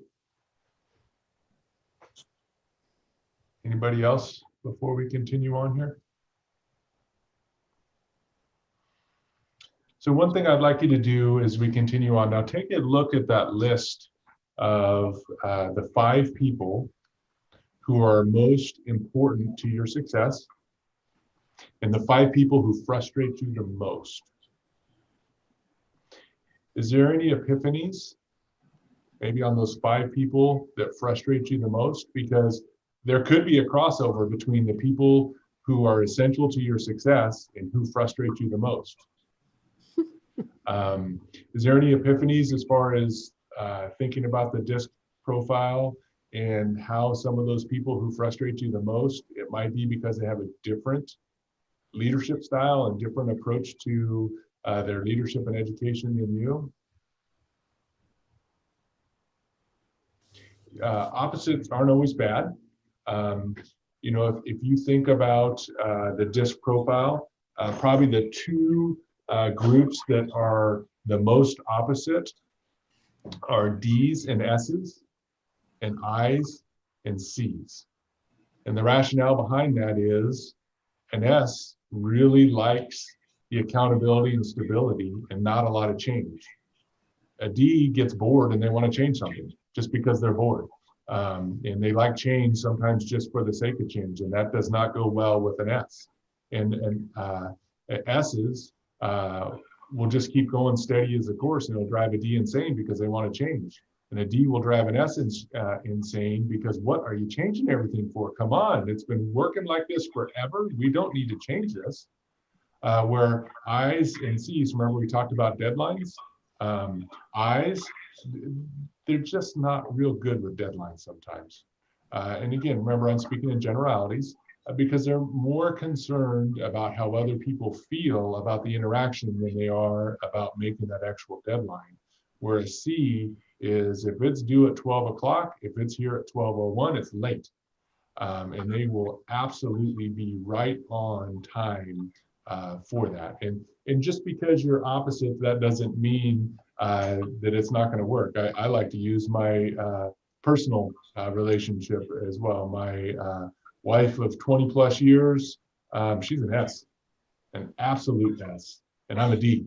And so that doesn't, it doesn't mean anything. And I'll tell you what, my leadership style at home is very different than my leadership style at work. I'm certainly not the leader at home, she is, so there you go. But anyways, it doesn't mean you can't get along, and it doesn't mean you can't make it work if you're different. Just remember the S is into the accountability, the C is the person that's going to define perfection, I is going to be the person that closes the door, and D is going to be the person that keeps them focused on the mission and moving forward on the mission. So there's, it's all of these different things, all of these different styles have different places. And so as you think about your list of 5 people that frustrate you the most, how can you adapt your style and be reflective on how you lead so you can be more understanding of why it is that they might frustrate you the most? So Yeah. This is yes. What do you mean by closes the door? So closing the door, meaning like with the relationship, and it's the person that really is going to be there as far as building that relationship as you move the district forward and kind of close the door and bring the people along with you. It's probably not a great analogy, but it's that the person that's really going to help you with the relationships inside the district. That is the person as a D type personality that I'm going to be watching inside the meetings. And if I say something and my eye is over there, a person that I know is an I on my leadership team and I know who they are is really cringing, well, I'm going to circle back around and make sure that I close the door, if you will, based on their reaction to what I said inside of a meeting. And so it's really important as a leader, especially as a board member, if you know that you may be an S, or you know that you may be an I, or you know that you may be a D, you've got a pretty good scattering on the board here. If you think that you're really acting as, say, a D, and you want to know if you've really kind of stepped out there as a D, look at somebody else on the board that you know as an I and look for their reaction. Or if you're an I and you feel like, man, I just feel like maybe I'm going on too long in this conversation to make everyone feel happy, look at your D, and if they're asleep, maybe you've been talking too long. Or if you're a C and you're in the third part of your iteration of the numbers or whatever, and your D is asleep over there, maybe you have too much detail going on. And so use other people's reactions that you know are different than you to help you gauge and center where you're at as far as what you're talking about. And that's kind of the whole idea behind thinking about these other areas, because it's really important. Every one of these areas is very important. Sue, is there something that you want to add? That was the question, stemming from what do you mean by closes the door? And then thank you for the rest of that. Sure. So now we're going to have a little fun, and we'll blow through this pretty quickly, and then we're going to transition into our next area. So your blank is too high. If you are walking around a lake and decide to walk across it just for a change of pace, you declare your front yard as a sovereign nation in an attempt to reach for a foreign trade agreement with Japan on car imports. Feel the urge to direct traffic downtown at 5 p.m. Downtown Hoopa, probably not so much. Start reminiscing about the good old days when it was legal to duel with guns and settle an argument. Arrive at work at 8, and by 8:03, no one else is speaking to you, and are honored as the troublemaker of the year. So you know your what is too high. That's a Fred. There's your D. Absolutely. There's your D. All right. You know your blank is too high if you leave a message on a friend's answer machine and need to call 4 times to leave the entire message because it keeps cutting you off. You know your blank is too high if you offer to help an elderly lady cross the street when she's sitting on a front porch with no intention of moving. Or if you try to impress your garbage collector by placing odor-absorbing devices in your garbage cans. Or you feel like reading a book and invite 5 friends to come over and read it with you. Or you dial the wrong number and talk to the person who answers for half an hour anyways. C? That's an I. I'm going to say I. Yeah. That's an I, because it's all about those relationships, all about those relationships. All right, you know your blank is too high if you listen for 30 minutes to a telephone salesperson selling snow removal equipment and you live in Florida. You are checked for signs of life by an office employee who spots a spider building a web between you and your chair. Begin your summer vacation by reading all your insurance contracts. Write a 5-page report at work when all you're asked is to write how many tickets you need for the office picnic. That's the S. C. S, yes, yes. And remember, this is just kind of a parody, so don't be offended if you're one of these and it doesn't match you, because it certainly, there's ones on here that won't. So you know your blank is too high if you are so diplomatic in firing a person that they thank you for it and offer to take you out to lunch. I'll tell you a story about that when we're done with this one. Make a hobby out of checking the claims of laundry detergents. Form your own quality circle to improve the quality of cooking in your home. Run out of gas on purpose to find out exactly just how far your car goes. It should be a tank of gas because you want to know exactly. Receive a one-way plane ticket from your office staff who want you to take a 2-week vacation in a nation that's not having, or excuse me, that is having a civil war. What do you think this is? C. Yeah, C, very much into the detail. And the interesting thing, I have a story about so diplomatic in firing a person. I had, when I was the assistant superintendent of educational services, I had a director of fiscal services who was the most C of anybody I have ever met in my life. Great person. I loved her. She was fantastic, but she had to fire somebody one time, and she had documented everything so well and for so long and had so many conversations about every little thing that wasn't just quite right. The person, after getting fired, was convinced, because she had so much detail and so much everything written up, that they thanked her. True story. And it's just really interesting how that works sometimes. So think of each style as being an ingredient inside of a cake. And you know, some cakes have more flour than eggs, others may have more sugar than butter.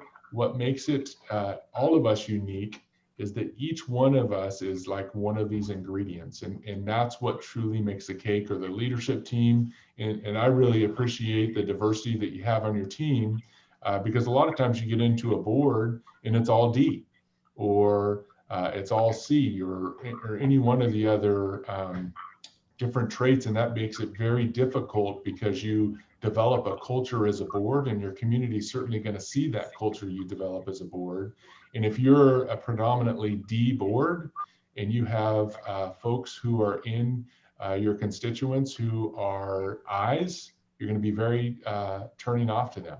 And so it's great that you have that diversity amongst your board out there, and really work on moving the district forward. And it really creates that balanced leadership, which really creates a synergetic decision-making team within your district. So great things to think about.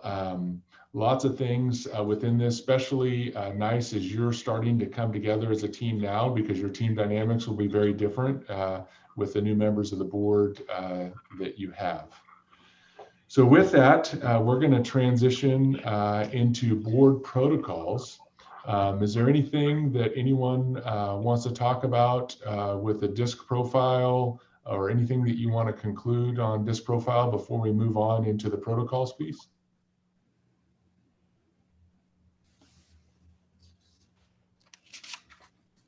All right, here we go. This portion of the workshop will be very interactive, and this is where you all are going to be doing a lot of work here as we get into the protocol piece. And so what I want to do is first want to talk about why do we want to develop protocols. So I got a little short video here. Hopefully you'll be able to hear it.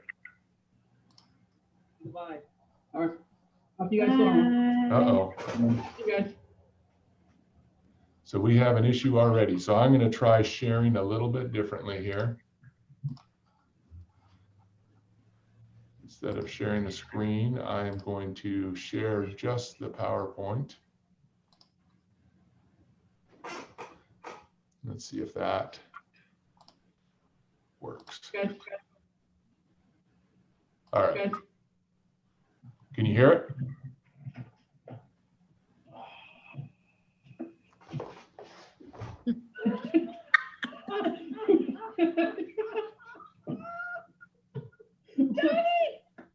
Can you hear us? Daddy! Oh no! Oh, Jen, call him. Oh my gosh!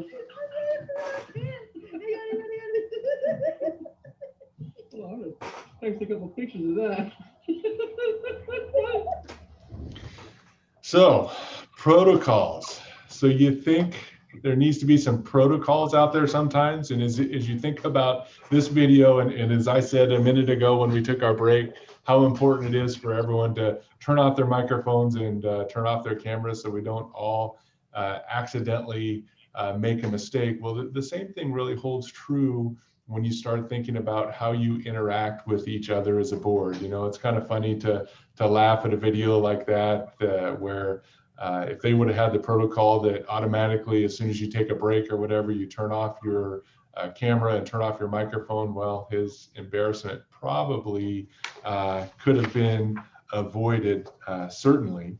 But you know, effective teams really discuss and agree upon formal structures and processes that you all want to hold each other accountable to, and it really creates that ability for you to function as a team, and how members agree upon how you'll do business in order to govern effectively.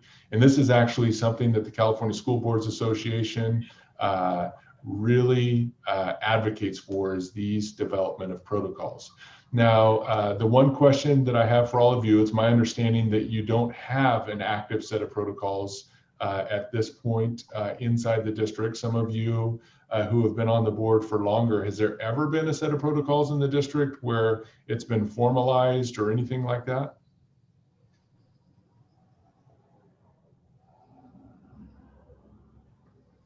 Okay, that's all right. That's what we're here to talk about today. So what exactly is a protocol? A protocol actually provides sufficient detail to clarify a board's procedure so that each of you understand what you're expected to do. It's especially important when you have new board members come on, because as a new board member, you may have been watching meetings, you may have been a former employee of the district, you may have been a parent of the district. No matter what your role, it's really eye-opening when you come onto a board, because it's hard to understand what the expectation is there as far as how you're supposed to interact with each other, how you're supposed to interact with staff, what is appropriate, what's not appropriate, and how that should work. And that's really all those situations, your decision as a board. That staff doesn't tell you all these things. You need to tell staff, meaning your superintendent, Jen, how you want to interact with all these different pieces. And so she needs that direction from you. And then fellow board members need that direction as well, so they know what the expectation is of each of you, and you can hold other board members accountable. The pieces that go along with that are important is that they have to be consistent with your district policy, your board bylaws. So when I say district policy, that's your board policy and administrative regulations. And remember, your board bylaws are those things that are specific to you and how each of you are governed as a board by your rules. So formalizing the protocols, it's very important to have these formalized and in a governance handbook, so they're there for you to refer to. They're there for you to hold each other accountable to what you agree upon as to how you want to operate as a board. And it's also important that they be adopted by a supermajority. It's too bad that Rob's not able to join us today, because from my perspective, it's really important that all the board members have a buy-in to this, because the worst thing that could happen is that we get to a situation that's in the protocols. You all decide by a supermajority that this is the way you want it. Rob wasn't part of that conversation and he doesn't agree with that, and that could make it challenging for you as a board to hold each other accountable to those protocols. So you're a 7-member board. It's my suggestion as we make our way through the protocols, and I have suggestions and protocols, and we'll have some deep, rich conversations around each of these, is that it's going to take at least 5 of you in order to make a protocol be formalized and be a part of your governance handbook. And so what will happen is we'll go through a whole list of protocols, and we'll discuss each one of these protocols. And I'm going to kind of toggle back and forth here real quickly. This is the list of protocols that we're going to go through. There's a lot of them. It's going to take quite a bit of time. And there may be some of these that we don't need a protocol in this area. This isn't something that's important to us, and we don't really want to have a protocol in here. Or it may be something that you definitely want a protocol in, but it's going to take 5 of you in order to make that protocol formalized, because it's going to be about how you hold each other accountable inside your protocols. And so I'll give you a second to read down through those. I don't think are they big enough for you to all see on your screen? Yes. Great. So I don't want to insult you by reading through them. So I'll let you read through these real quickly. And we're going to discuss each one individually.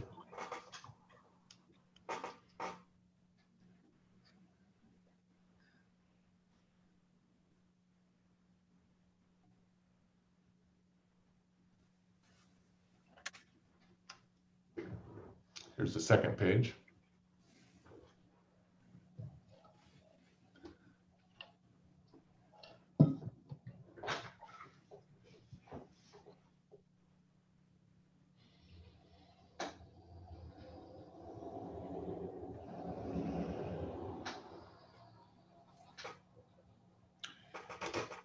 Now, the piece that's really important about this is this Venn diagram.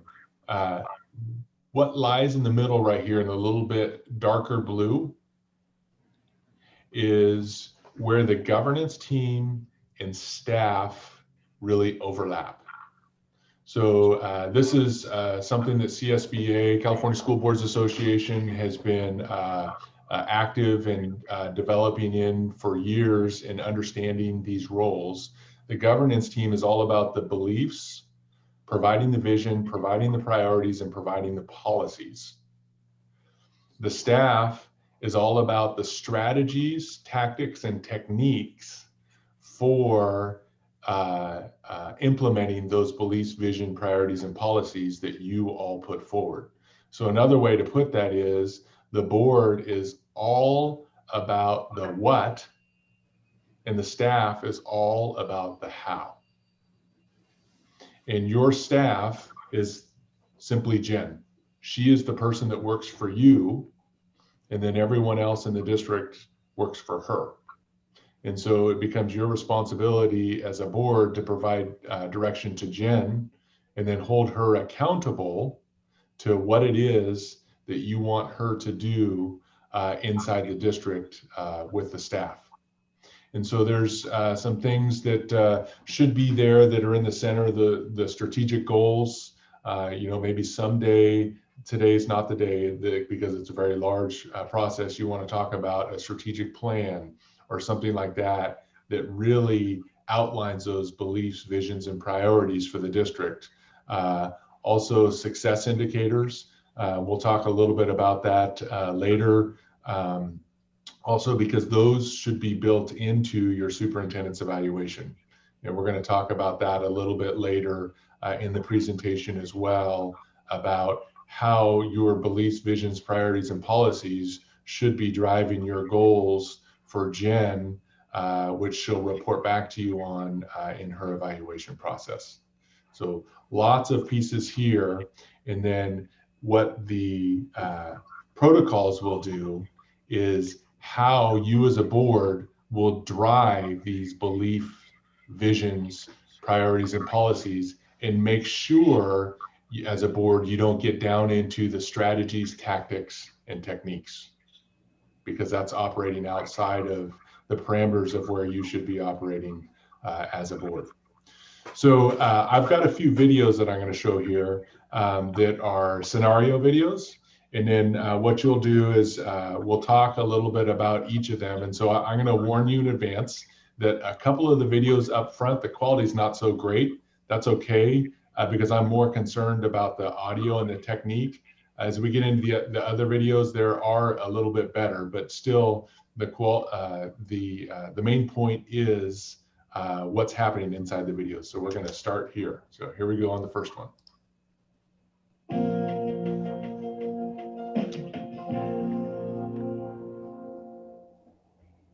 The next item on the agenda concerns a report about a change in the band program. Does anyone have any questions on the superintendent's report on the band program? This was really a major change at the primary school level. Change? What change?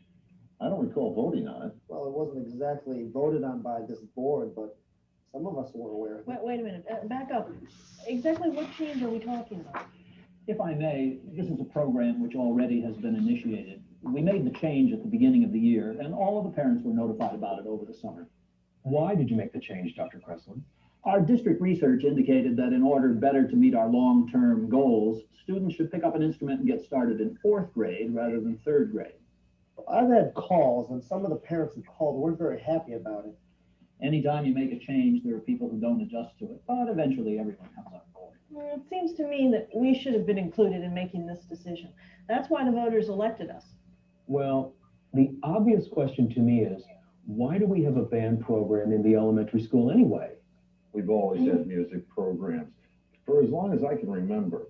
It's good for the children, and I personally wouldn't change a note of it. But what's the overall purpose of the band program for our district? How does it meet the goals established by this board for the district? We've never talked about it. I think we all assumed we knew.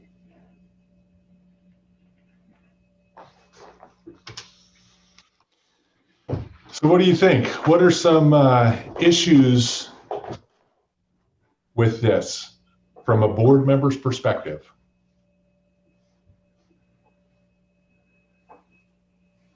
They're getting into the superintendent's role of implementing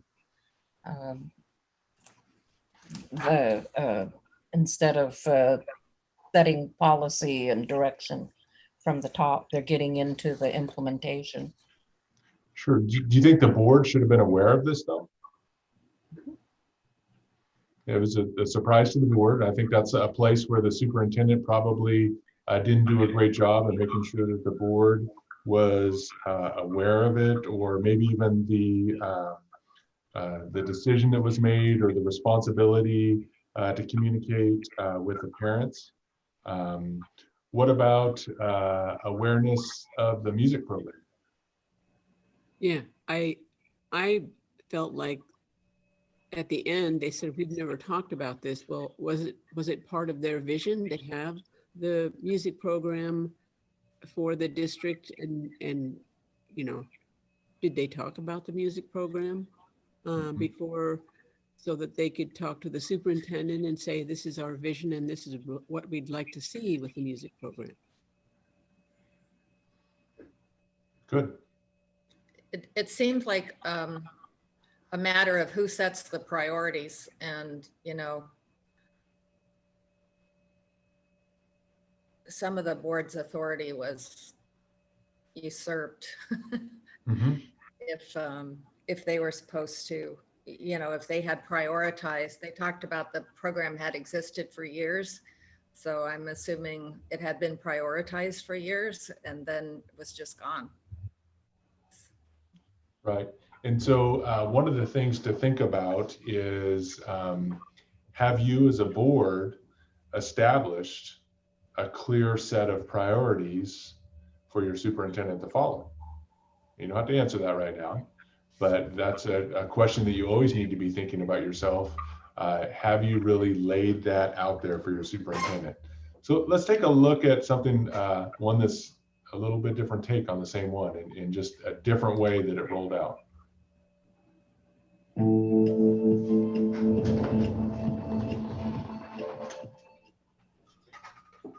The next item on the agenda concerns a report from the superintendent about a change in the band program. Does anyone have any questions about this report? I noticed a major change at the primary school level. Change? What change? I don't recall voting on it. If I may, this is a program which already has been initiated. We made the change at the beginning of the year and all the parents were notified about it over summer. Why did you make that change, Dr. Kressel? Our district research indicated that students were most ready to pick up an instrument and get started in 4th grade instead of 3rd. We feel this is a better starting point for the long-range band program the board put in place for junior high and high school. Well, shouldn't any program changes be our decision, Dr. Kressel? No, this was originated by the administrative staff. After all, they're responsible for implementing the vocal, band, and orchestra programs to meet the stated ends of the board. You mean our administrative staff can implement major changes in a program without the board's permission? Well, as a matter of our policy, yes. As long as the changes are made as reasonable interpretations of our policy. You see, the board made the decision to have the band program in which every child would participate in a developmentally appropriate music program. Now, our job is to see that this end was met within the financial boundaries and the executive limitations that we set. He's right. It's really a staff decision. It's the function of this board to establish the long-term ends to be implemented by the staff. Including changes to the district's music program? Including every program and service, curricular and extracurricular. We have previously established the ends for this music program, and now it's up to the staff to determine how to implement those ends. In other words, the staff was functioning perfectly within its administrative responsibilities when it changed the music program. How they change it is simply not a board matter. Any questions? Well, I think we're entitled to know ahead of time when a change like this is anticipated. Point well taken. I was remiss in not getting a report to the board sooner about this. We've already made plans for a report which will assess the change. We'll bring that report to you in the spring. Are there any more questions? Hearing none, we'll move on. Okay, so another piece that is really important in that one is it's very different conversation that happened in the second take. And while some of those pieces as a trustee you may not 100% agree with, but here's a question that I'd have for all of you is right now, and we're not going to make a protocol about the music program, we're just going to use it for an example. Right now, what does a music program look like in KT?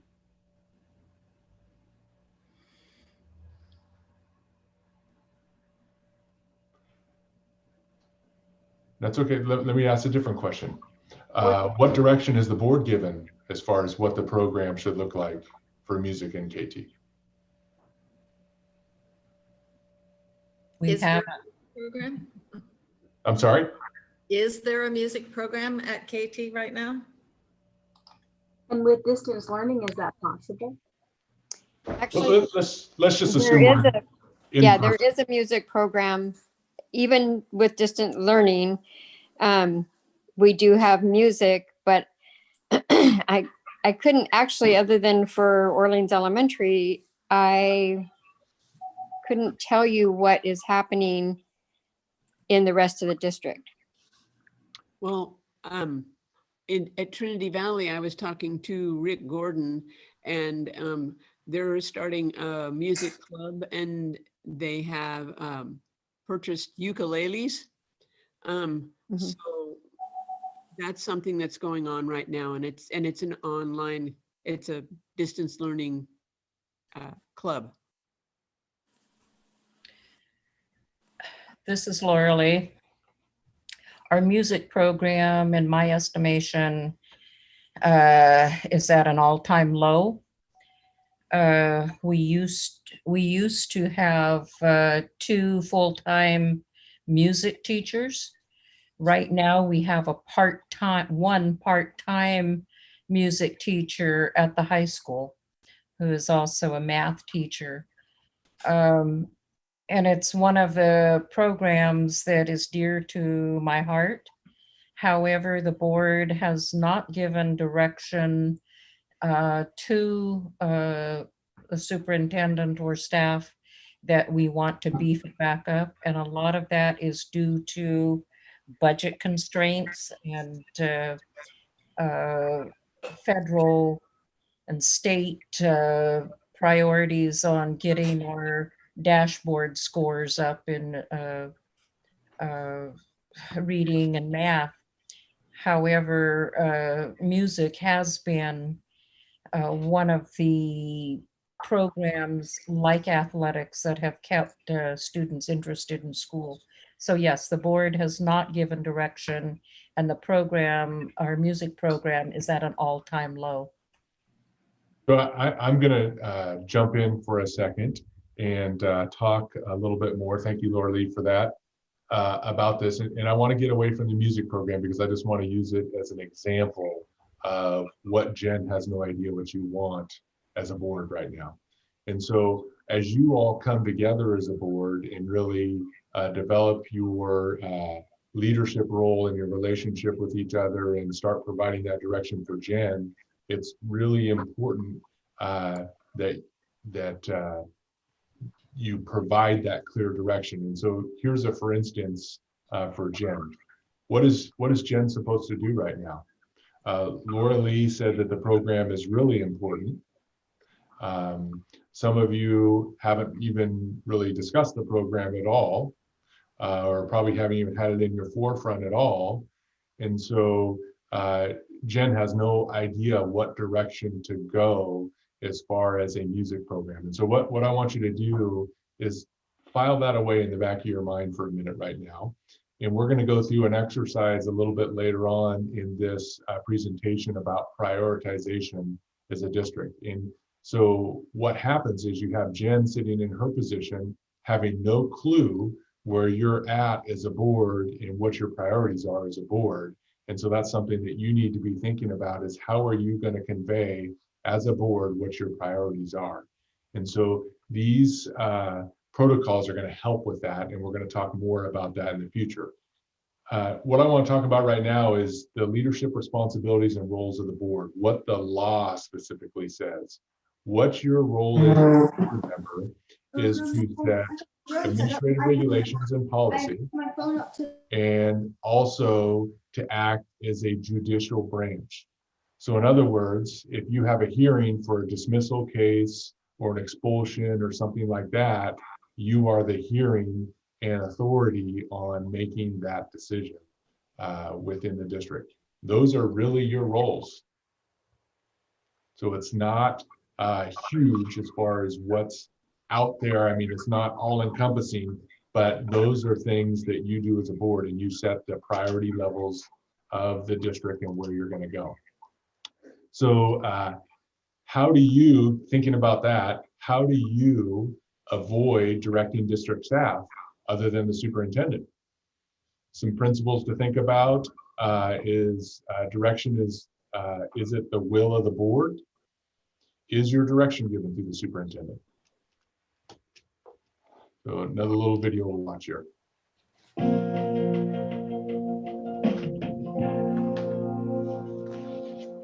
Are there any other information items? I'd like to present a problem to the board that I recently encountered. Go ahead, Hector. One of the parents called me to complain that her child was not scheduled for special ed testing for several weeks.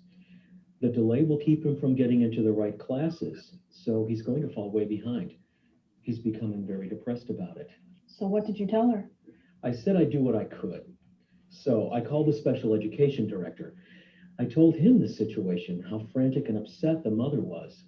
She even threatened to sue the school board unless we accommodated her child sooner. I was just trying to alert him to the problem. I know better than to tell staff how to do their jobs. That's pretty serious. How did our special education director react to that? He said there's quite a long waiting list for the tests, and they're all anxious, especially the parents. So what happened? I told him I'd like a status report on the situation.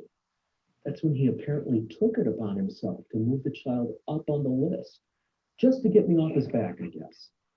I had no idea till Dr. Kreslin called to ask me what I told the special education director. It seems he overreacted to my call. Is that all? Perhaps you can fill us in, Dr. Kreslin. It appeared that the special education director took Hector's call as a directive rather than a point of information. He immediately moved the child to the top of the list. Then another mother whose child was delayed was so irate that she has consulted a lawyer. Oh. Of all ways to deal with this situation, that would seem to me to be the worst. I can't believe he misunderstood my intention. And I'm concerned. I question how the district handles special ed testing. Why are there such long delays? So what do you think? What are the issues with that one? I think that the board member did not follow what I call the chain of command when the parent complained to him. He should have referred the parent to the special ed director to talk to first. And then if they didn't get anywhere after that, to the superintendent. The board is last in the chain of command because the superintendent will report to us if there is a problem. Great way to put it. Great way to put it. It's interesting in a district, as a board member, you actually give up a lot of your rights as a parent, if you're a parent in the district or a grandparent or whatever you may be. And that's really interesting. And those of you who have been a board member for a while probably realize this. Even as a superintendent, I have the same problem. In my example as a superintendent is this: my children have all gone through Eureka City Schools. I still have one who has not graduated yet in Eureka City Schools. And if we have an issue inside of the classroom with one of my children, it becomes very difficult for me to work through that issue. And so what I've had to do is my wife has become basically the education parent for our children. And so if there's a concern or a complaint or something that we need to talk to the teacher about, she's the one that does that. Because what happens when I walk into the classroom, we use my 6th grade daughter, her name is Maddie. What does the teacher see? Does she see Maddie's dad, or does she see the superintendent of the school district? And so that becomes very difficult. And that's why I say in a role like the superintendent, you give up rights, because I can't be just Maddie's dad anymore because they see the superintendent. The same thing happens with you as a board member, is when you walk into a classroom and talk to a teacher, regardless of if you're the mom, the aunt, the uncle, the grandparent, whatever it is, they don't see you, or even community member, they don't see you that way. They see you as the board member. And here's where it gets real sticky. As a board member, you have no authority. So at least me as a superintendent, they may see me as a superintendent, and I still have authority as a superintendent because I can act on the direction of the board. However, when you go in there, they see you as a board member, but you have absolutely no authority, because the only way you have any authority is if you bring 3 other board members along with you in a decision-making process. That's the only way that you get authority. And so our teachers and our parents get very confused about that. And as a staff member, if you go speak, or excuse me, as a board member, if you go speak with a staff member, they see board member and they're going to jump and they're going to do what it is that they ask you to do. And that's exactly what happened inside of this video. A great example is when a board member comes in, I direct my staff to do what it is that the board member wants. And I tell my board that I'm not quiet about that. And then the next thing that I ask them to do is immediately contact me. And the reason for that is you may not know, like given the special education issue that happened right here, you may not know that there's 50 students in line to be tested, and just that real informal conversation, you didn't intend to do it, but you bumped that student right to the top of the priority list. And then it just has that domino effect because you don't know the whole picture that's going on out there. And so that's why it's really important to make sure, as Carrie said, to really follow that chain of command and really think about that. So any comments? Sure. I have a question. The person who was reporting the parents' call to him, is that person a board member or the superintendent? So the special education director reported it to the superintendent, and it got started by the parent who got bumped down the list filing for due process or whatever, whatever it is that they filed for, talking to an attorney. I'm just trying to determine, are all the people at the table in these scenarios, are they all board members, or is one of them an administrator? In these videos, it's the superintendent, and the superintendent is the old white guy, and the board is the more diversified group that's up there watching it. Okay. So a parent called a board member in that scenario? That's correct. And then the board member called the director of special education director. Okay. And said, what's going on here? Yep. So let's watch the second video as in a different take.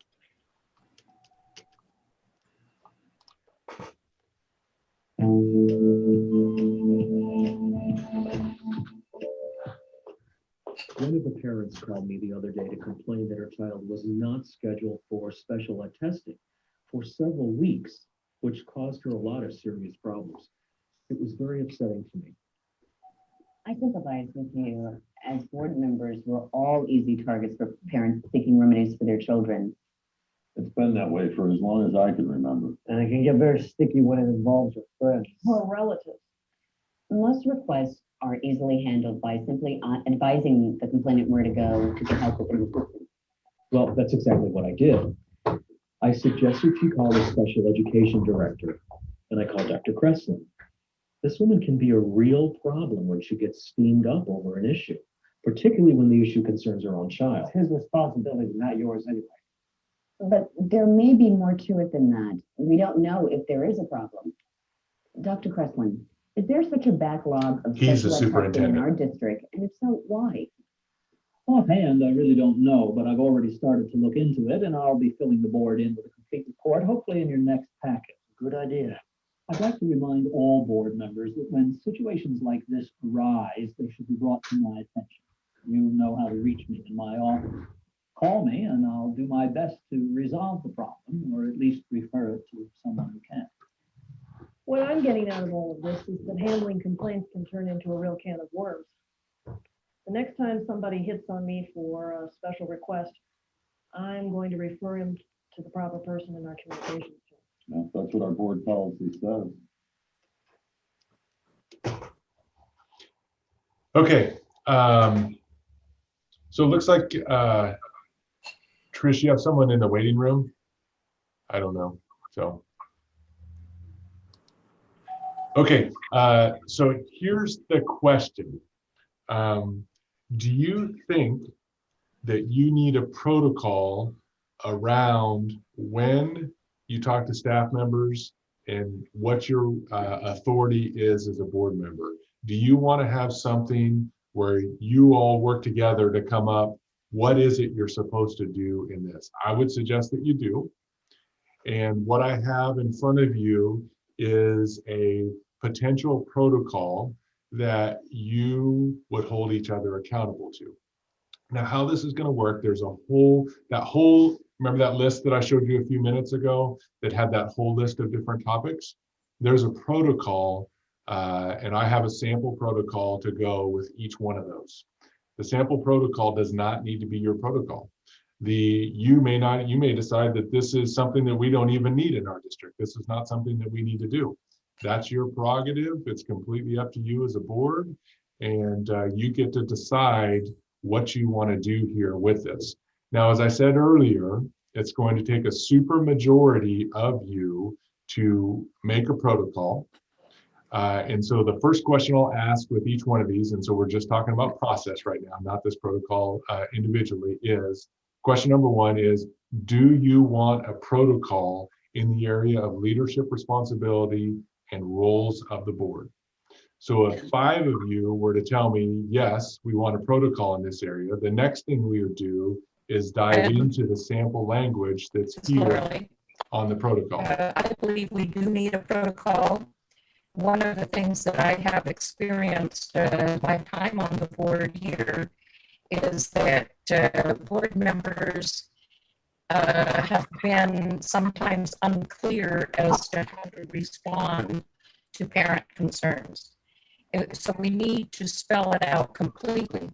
And on the other side of the thing is that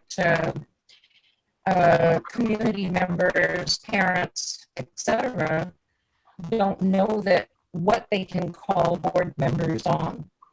Case in point, not one of our board members had any contact from anyone, tribes, parents, community, before there was an ACLU complaint filed by 2 tribes. It hit the board from left field. Not one of the members had anybody contact them all that there was an issue. So this is an area where we need a protocol, and we also need to let our community and parents know when they can call and what they can expect from a board member when they do contact them. It's a huge issue in our district. Okay, thank you for that. So we'll just go through the first step then, and then if you can give me a thumbs up, and Debbie, I don't know if you're able to turn on or not so we can see your picture, but if you can give me a thumbs up if you want a protocol. Again, don't look at the wording yet, but if you want a protocol in the area of leadership responsibility and roles of the board, if you can just give me a thumbs up. Yes, E. Okay, so it looks like Kadusha, I couldn't see your thumb.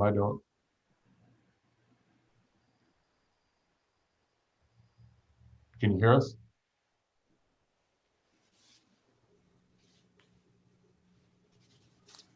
Kadusha? You want a protocol in this area? I don't know if she can hear us or not.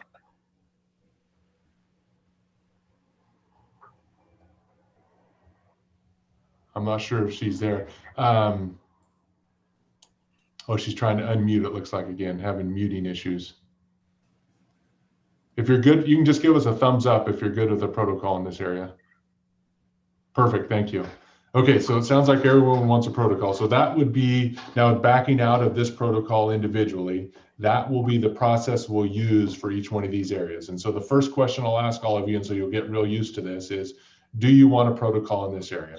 And if I get at least 5 thumbs up, hopefully 6 of you, that's even better, then we'll start crafting the protocol in there.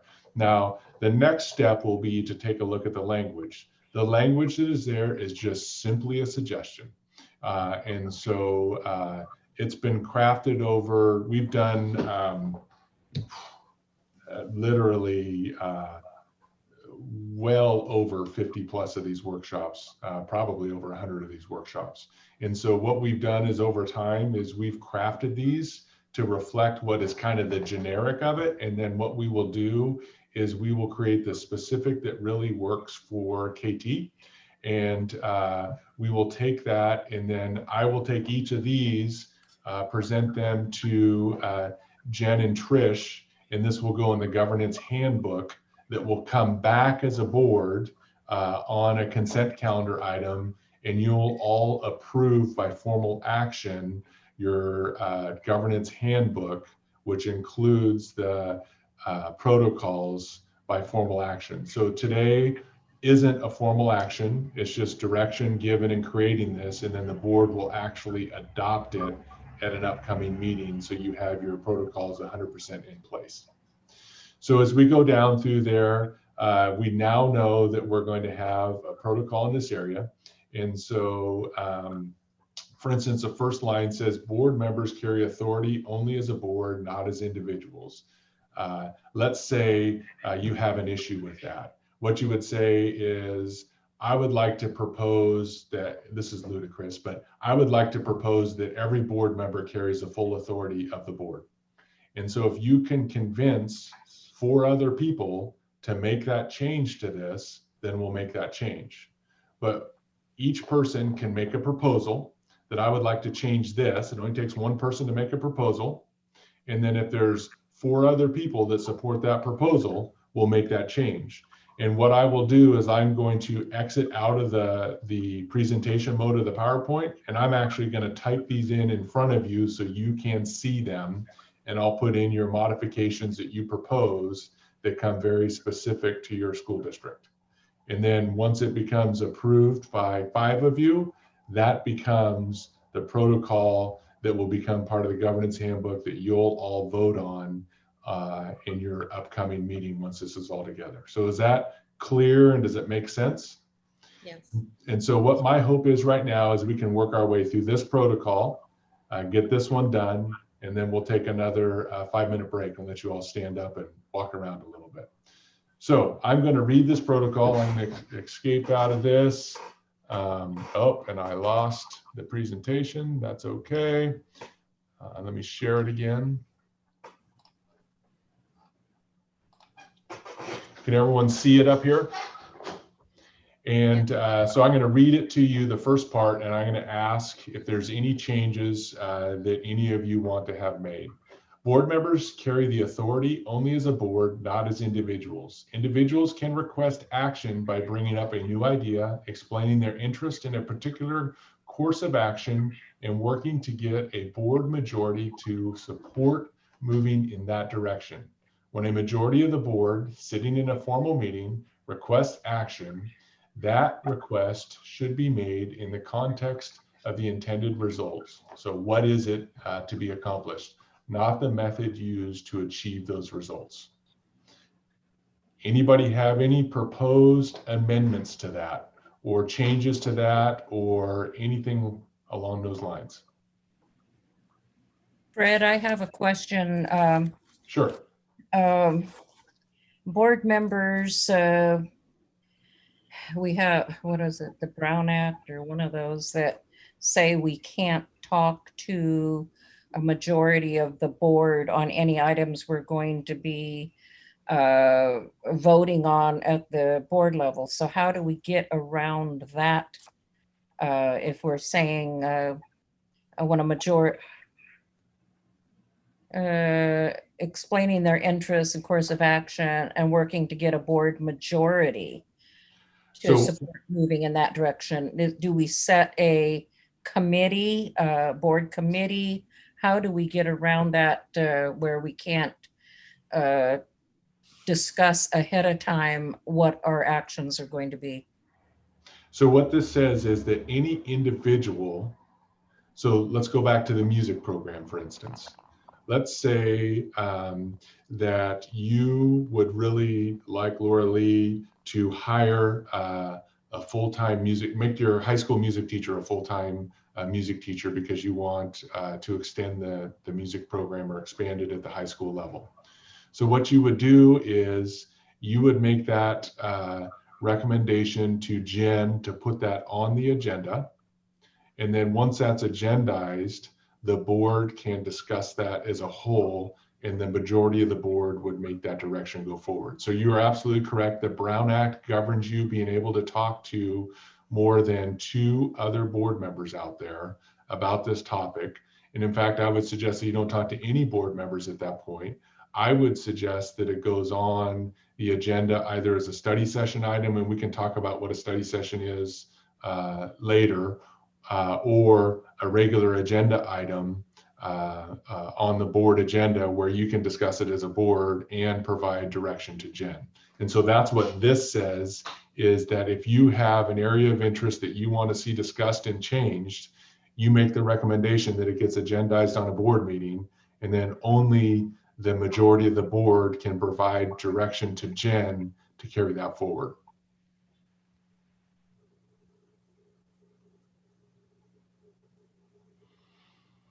That makes sense. Okay. So I'm gonna read the second part now, and then we'll just look at the whole thing as an overall. In order to be effective representatives of the board in the district, members will behave at all times in a manner that reflects positively on the district. Does anyone have an issue with that, or anything that they'd like to change with that? I don't like it. Okay. I don't think it should be on there. Okay. So what would you propose? I would propose that would to be taken off. Okay. Do you want to talk a little bit about why in convincing 4 other of your peers here to take that off? Because I don't believe that we have the right or the authority to be have oversight over the behavior of the other board members. I think that when we're in a duly called meeting, we can expect that we behave appropriately or in the context of the meeting, but I don't believe that we can sit here and put together oversight over behaviors, and everybody's determination on what reflects positively on the district is going to be different. I might not like something that Trustee Waddy is going to do, but that doesn't mean I have the right as a board to govern her behavior. So I don't like that. Okay. Anybody else have a point or a counterpoint in favor or opposed to that thought process? I could only say I never really had thought about it that way. The way that I always interpreted that was that, you know, our behavior like out in public would be such that, you know, like we don't go, you know, robbing banks and we don't deal drugs. And that's always been the way I've taken that my behavior as a citizen of Orleans is, you know, seen and regarded in a good light, that because I am because my reputation is important to the school board or to the Clement Trinity Joint Unified School District. So a good point is actually brought up by the conversation here.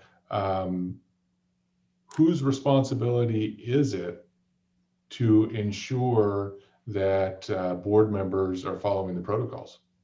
Is it Jen's responsibility? Absolutely not. You all, she has. I'm sorry, but my audio is getting really garbled. I didn't hear exactly what you said. Sure, I'll repeat it again. Whose responsibility is it, once these protocols are established, to ensure that the protocols are followed?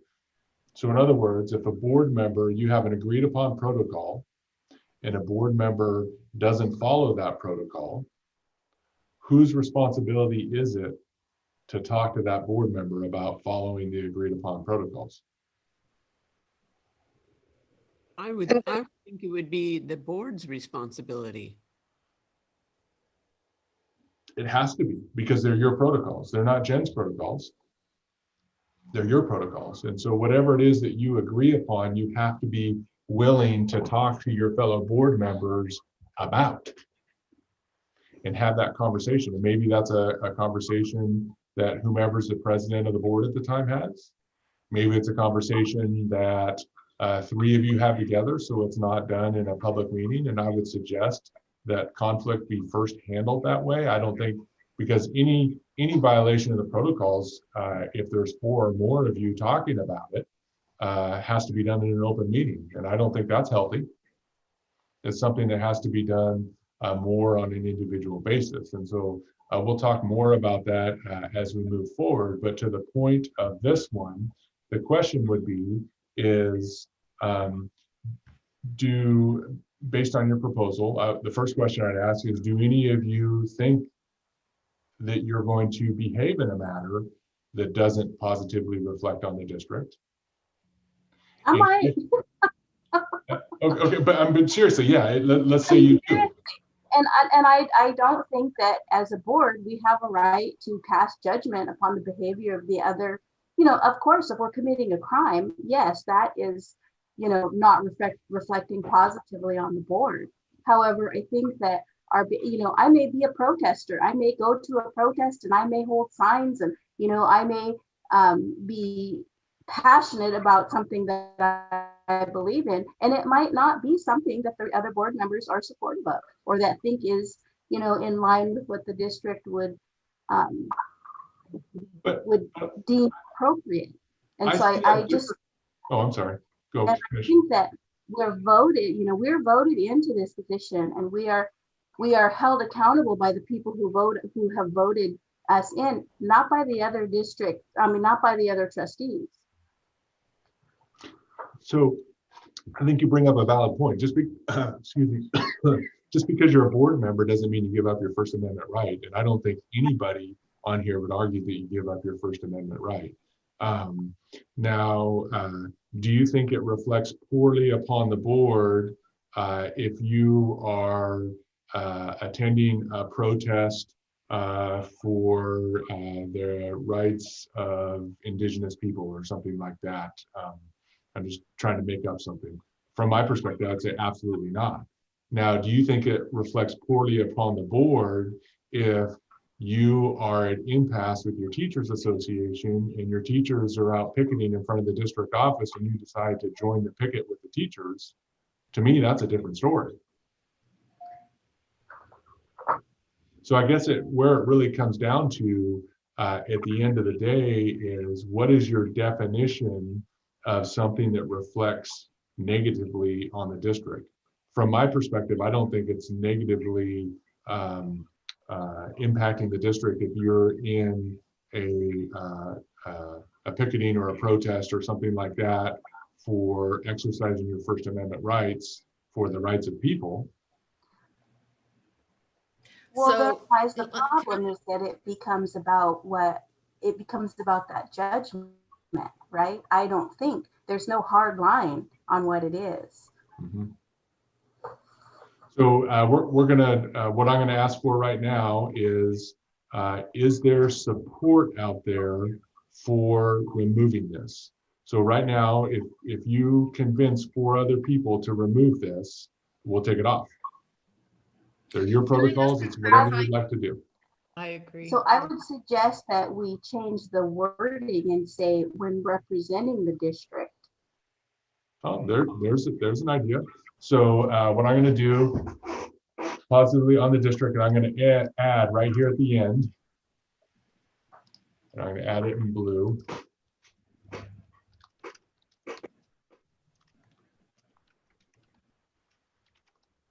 Is that what you're suggesting right there? I'm suggesting behave at all times when representing the district in a manner that reflects positively on the district. How about this?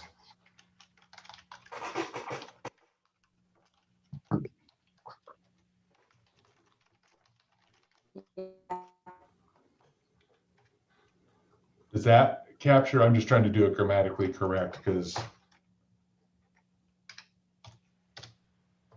So the piece I added is this right here. So can I ask a clarifying question? Yes. In the example you gave about the teachers protesting and a board member protesting with them, is there ever a time a board member is not representing the board when they might do that? Or are board members always perceived as representing the board, which would mean that if the teachers are protesting a negotiation that the board is,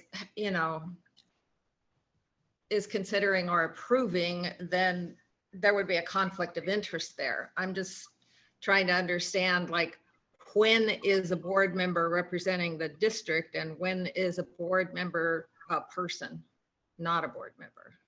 Well, that's a great question. The reality is you're always a board member.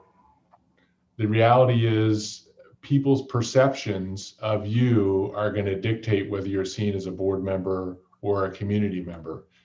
The unfortunate thing is, just like I talked about with me being the superintendent and acting as the advocate for my daughter's education, regardless of if I'm acting as a dad or I'm acting as a superintendent, our teachers see those parallel. So it's the perception of a conflict of interest that is the problem. Correct. Okay. And that's what's going to impact you as a board. Absolutely. Perception, and you all have seen this in board meetings, perception is people's realities. Mm-hmm. I feel like we're always going to be perceived as board members, just like when I was a teacher. I am still perceived as a teacher. I've retired a long time ago, but it doesn't go away. I'm perceived as a teacher, and you carry, once people elect you to a position, they have expectations that you are a role model for the district. That's part of their expectations, as well as when you're a teacher, you're a role model for teachers. It just doesn't go away. Okay. So we have a proposal on the table right now. You're muted. I'm sorry. So I think we're kind of mixing something here, because I think we're talking about the expectation of the community and being a role model, which I agree with. But what we're looking at are protocols for the board, where the board is going to be the one making these determinations on what is appropriate. And I wasn't elected to be a representative for you. I was elected to be a representative for the people, for my community and my constituency.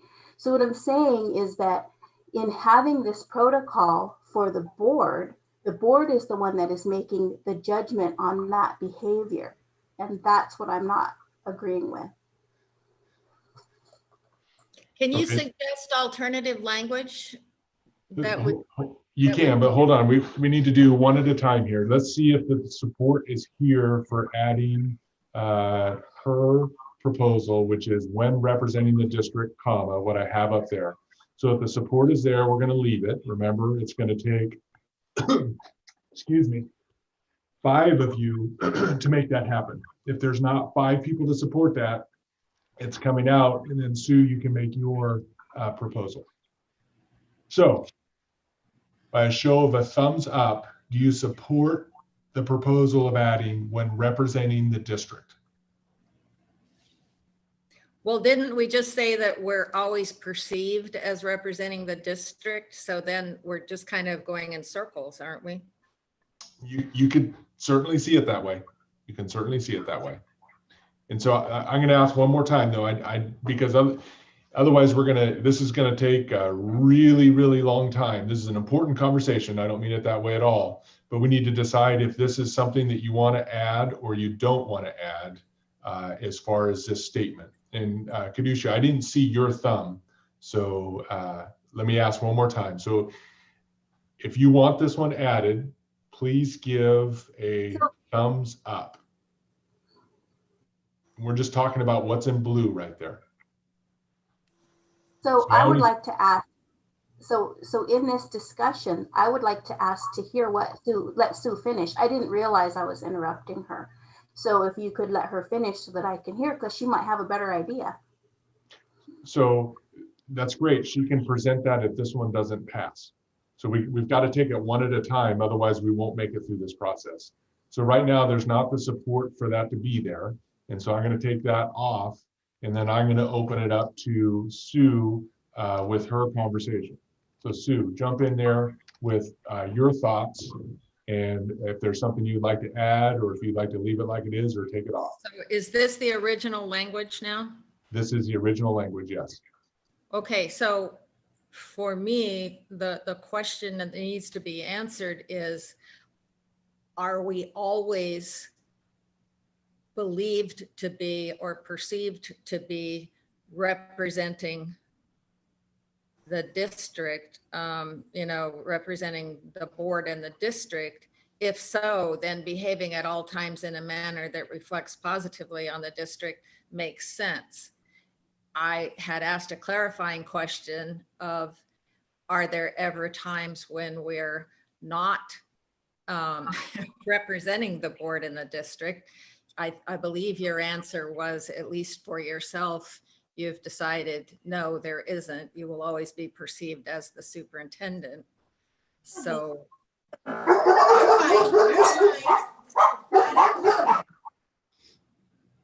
That's the question that maybe other more experienced board members, I think, Trustee Waddy at one point said,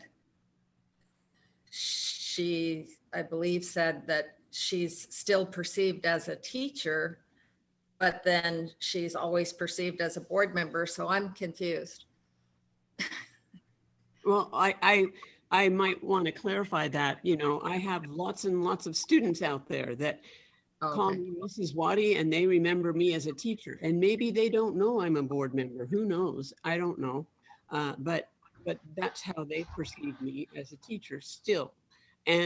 But when I'm sitting there in the boardroom and people, come to the board meeting, I mean, some of them, because I've been on the board for so long, know me as a board member, and that's how they'll perceive me. Okay, but Kadushka's example was of a community protest. It wouldn't even necessarily have to be a protest of others. It could be a protest about undamming the river or something. Are we then also perceived as board members representing the district?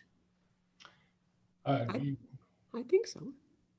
I think it depends on who you talk to. I think if she was wearing a, Klamath Trinity Joint Unified School District sweatshirt, yeah. Or if she got interviewed and she represented herself as a board member, yeah. But I think if she was protesting on the undamming of the river and she represented herself as her day job, I think that people would not draw the nexus with that, because the school district has absolutely nothing to do with undamming of the river. Right. So go ahead. Well, So and that's my point. Go ahead.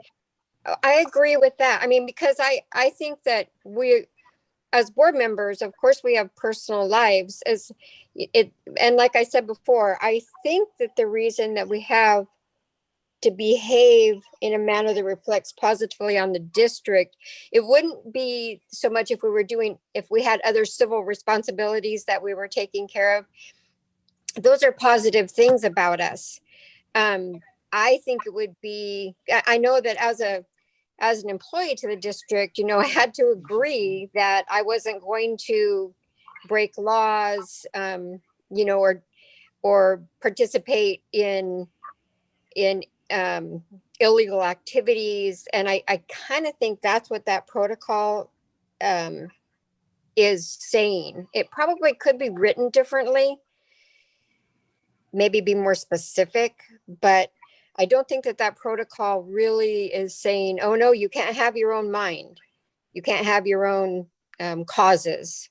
because your cause now is only for the district. I think it's just saying that anything that your behavior needs to be above board and, like, I want to say a pillar of society, but that's so old fashioned. But I think that your behavior would be consistent with being a good citizen. Right. So do you have a suggested amendment to that you would like to put on there?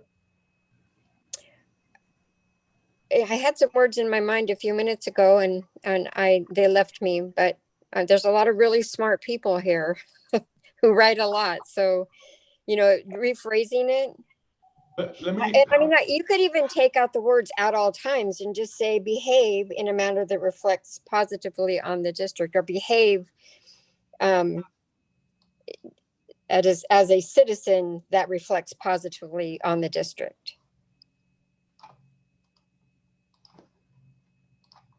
I like the behave in a manner that reflects positively on the district.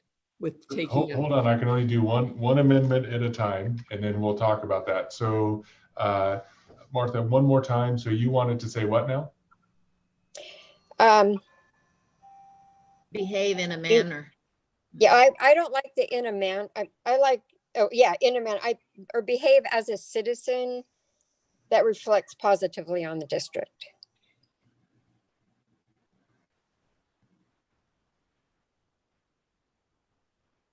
So like that. So I left the original up above, and I just highlighted what I think your proposal is. And if the board wants your proposal, the one up above will go away.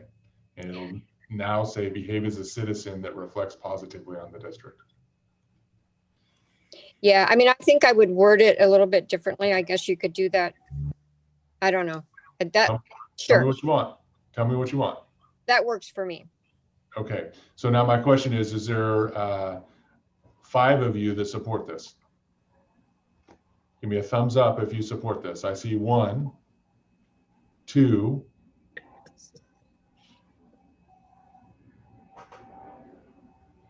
Okay, it doesn't look like the support is there, so that's going away. Let me ask a different question. Is there 5 of you that supports this just going away and we don't even talk about it? And we start off with that second bullet that's there, and then this just gets deleted. Well, did we even talk about, did we want that original thing? Did we even vote on that? We did not, no. No, it's we have done that first. Well, the only way I think to make it through here is I think you're going to want most of this stuff here. I just started reading the bullet points, and this one there were some issues with, and so that's why I'm asking, do you want to just take it out? That's why I'm asking the question. I would like to vote on that the way it is first. Okay, so your proposal is to vote on the way it is, just like it stands right now. And I'm assuming that you're supporting that. So if you want it to stand just like it is right now, what's highlighted there, please give me a thumbs up. And if you can just live with it, give me a thumb sideways. So I see 1 thumbs up, 2, 1, 2, 3.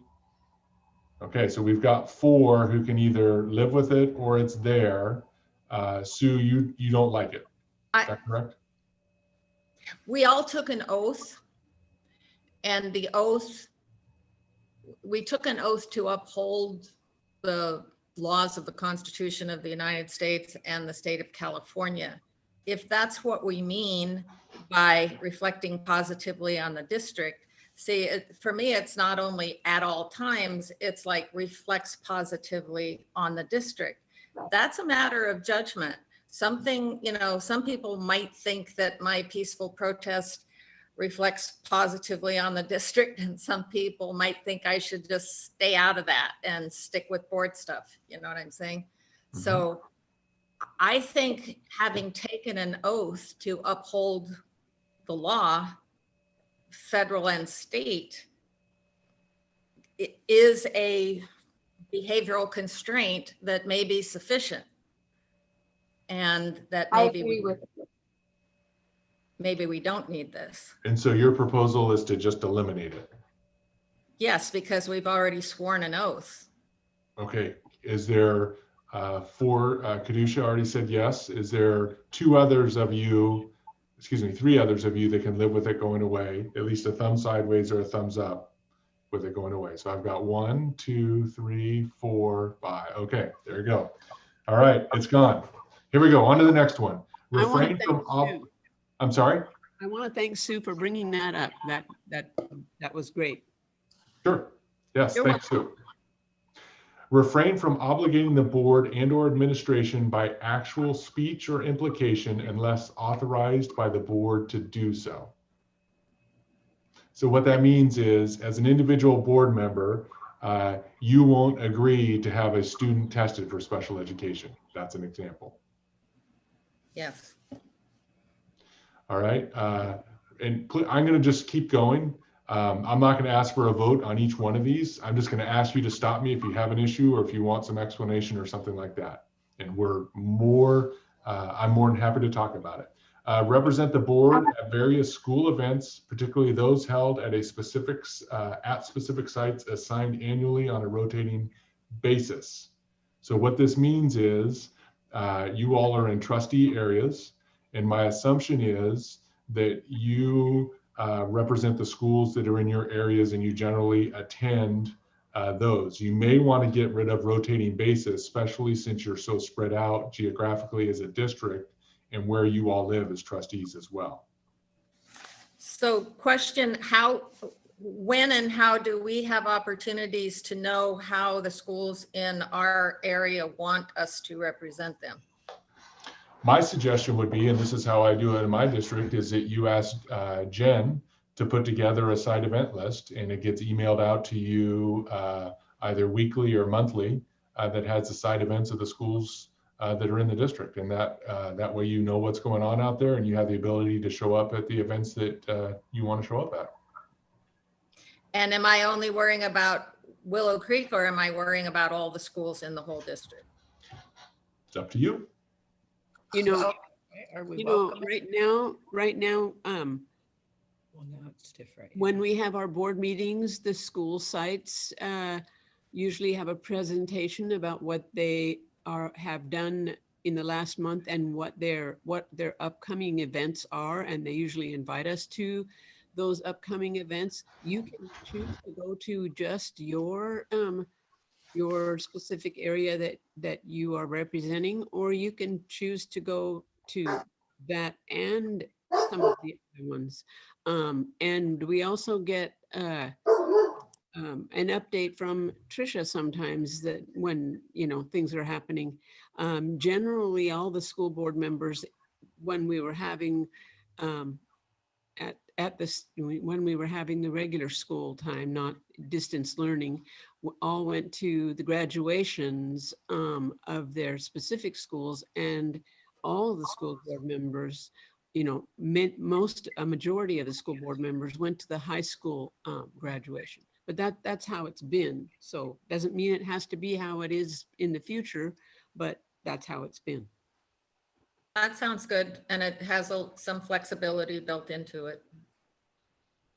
And so how would you like to amend this one? Do you want a rotating basis? Do you want it just by your trustee area? How do you want to do that? I think it would be good to take that annually on a rotating basis thing out. So the proposal is to remove what is highlighted there. So it would read, represent the board at various school events, particularly those held at specific, and I'm going to assigned sites. Because it doesn't make sense with that. So it would be represent the school board at various school events, particularly those held at specific. I think you get rid of that. In order for it to make sense, I think you have to get rid of it all the way to there. And so it's represent the board at various school events. Okay. That's good. So is there 5 of you that support that? All right, we got that one. Moving on. All right, refer any concerns, questions, or comments to the superintendent as specified in the protocol on responding to concerns. We'll talk about that one more later, but that reinforces what we're going to talk about in concerns. Reinforce with the community the key messages agreed upon by the board. And here's where this one can get sticky, and I want to make sure that I bring this up. You could have a 6-1 vote on a key message, and you may be the minority. What this says is that even though you're the minority member on that key message, you're going to represent the majority of the board in that key message. Where this could be possible, and I'm going to hit a nerve with Laura Lee, is let's say the board decides to cut the music program at the high school. I don't think that's going to happen, but I'm going to hit a nerve on that one particularly. And you're the dissenting vote. That means you're going to go out and represent the district and say, this is the direction of the board, and this is, we're moving in this direction, and this is why. Are the votes a matter of public record? Absolutely, because it has to happen in a public meeting. So you can have dissented on that and then still support the board's decision. Correct. You know, you reinforce with the community the key messages. You can say to a community member, you know, this is what the board has decided. Mm-hmm. I disagree, but the board decision stands. Yeah. I would highly encourage you not to do that. Okay. Here's why, is because it's going to tear your board apart. What I would encourage you to say is that the board has set this direction, and as a member of this board, I support the majority of the board in their decision, but not say that you disagree. Okay. I highly encourage you not to do that. While you may disagree, and I get that, but it's going to tear your board apart. Okay. It's going to drive a wedge in there that opens board decisions up to community protest community dissent. My perspective is that you argue with your heart and soul why the decision is being made, and you do everything you can to convince 3 other board members to vote in the way that you believe should be voted on. And then once it's voted on and the direction is set, you have to move on and support the direction of the board. Because if you go out and say that you disagree, basically what you're doing is trying to garner support to get a new vote on that decision that was made. Mm-hmm. So there's a very different perspective in saying, I support the direction that was provided by the board, then I completely disagree with the direction that was provided by the board and think they should have voted in a different direction, and I voted in a different direction. However, I will go with the direction of the board. Can you see the flavor difference of those two? Yes. Mm-hmm. Okay. Can I get some clarification on the on this protocol? Sure. When we're like as employees of the tribe, there are very few of us that can, you know, go on record or be interviewed. I know you had mentioned this earlier, stand before the camera and be interviewed. As board members, is that allowed? Because I didn't know that that was a possibility. Because like I said, they really limit our ability to communicate tribal perspective to the media. So as board members, we have leeway in doing that? We have a protocol on that, and we're going to talk about that, and you're going to tell me what to put down. That's up to you as a board. This is specifically talking. No, this is specifically talking about when you run into whomever your John Doe constituent at the grocery store, you reinforce the key messages agreed upon by the board, as opposed to saying, I disagree with those key messages. That's what this is saying. Okay. All right, we ready to move on? All Yes. right, next one is leadership responsibilities and roles of the board. So I said we'd take a break after the first one, It's 11:30 right now. I'm prepared to keep moving on. What do you all want to do? How are you feeling right now? When are you thinking you want to take a lunch? Do you want to do a half a day of this and come back and schedule another meeting to finish this off? Even if you only want to do a half a day, it's too early to knock off. I don't want to knock off yet. What are you all feeling as far as process and getting through the rest of these? How you want to treat the rest of the day? I think we could maybe get through up to the Brown Act stuff by noon, couldn't we? Depends on how much discussion you all have. You get to control the cadence of the meeting.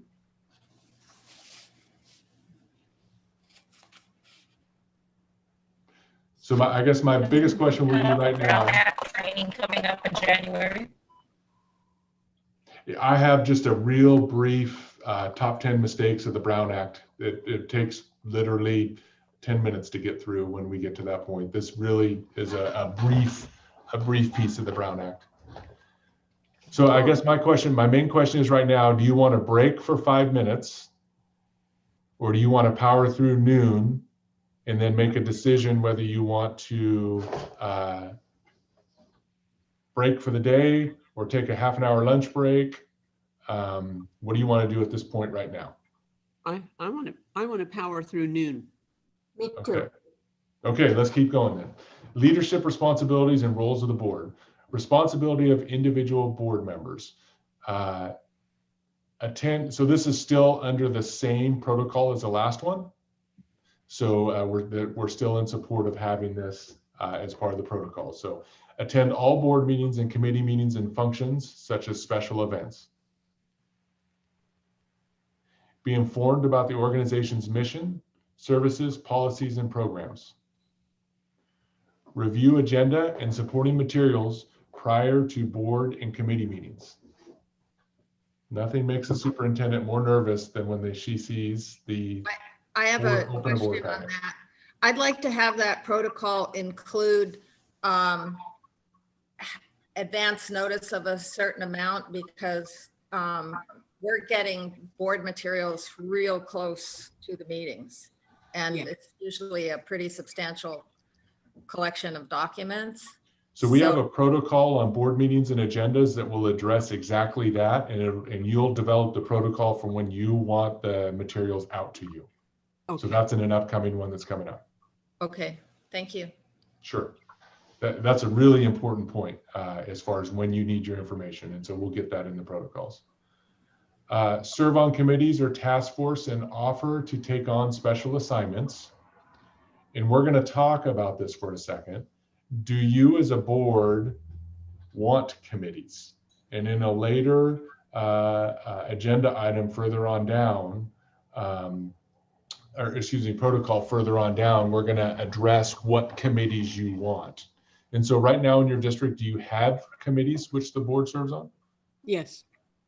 What's an example of some of those? Like building committee. A building committee? LCAP. Yeah. LCAP. And we had a special one for searching for the superintendent. Okay. Is that obviously superintendent search is a normal one, and then also superintendent's contract when you get ready to renew that, that's a normal one. Are committees something that you want to continue work on? Yes. Okay. And we'll talk more about committees as we get further on as well. Inform others about the district. Follow conflict of interest and confidentiality policies. Refrain from making special requests of the staff. Assist the board in carrying out its fiduciary responsibilities, such as reviewing the annual budget and audit. Any issues or concerns with any of these protocols? I'm not quite sure about the inform others about the district. What does that mean? That means you're going to be the cheerleader for Klamath Trinity out there. And so when you're in the supermarket buying your groceries and someone is talking to you about the district, you're going to talk to them about all the great things your district is doing. Okay. Any other clarifications or questions? Can I get a show of thumbs? I have one question. Where are audits available, audit reports? So the audits actually get approved by the board each year.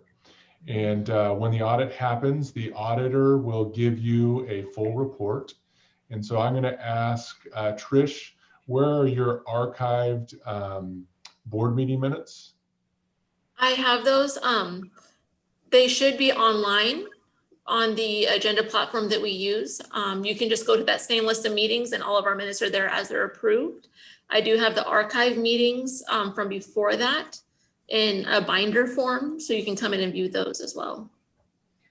So that would document approval, but the actual report, do we see the actual audit report? Yes, that's in there as well. Mm-hmm. And so you'll see that each year, and you're going to have a couple of audits. Do you have a bond out there someplace in the district or no? Yes. And so there'll be a bond audit, and then there'll also be an audit of the district finances. And so your audit should be happening or wrapping up right now. And then that'll be reported out to the board shortly after the first of the year. And that audit is on the last year. The audit happens after the unaudited actuals. Unaudited actuals generally come out in September, first interim report in November, and then the audit comes out shortly after the first of the year, generally gets approved about February or so. Are those audits based on an academic year or a state fiscal year or a federal fiscal year, or what are they based on? They're based on the school district fiscal year, which mirrors the state fiscal year.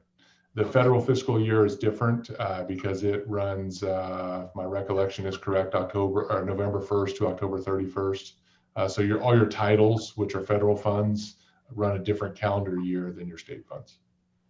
I think federal is October 1 to September 30, but it's. You're probably correct. Yeah, it's right around there someplace. Okay. So what you would be able to see if you went back to the archives, I'd go back and look at probably February of last year. That's probably where your audit was last year. In fact, what I would do at this point is just request of Trish to get you a copy of last year's audit, and she'll work with Jen and staff to get that to you.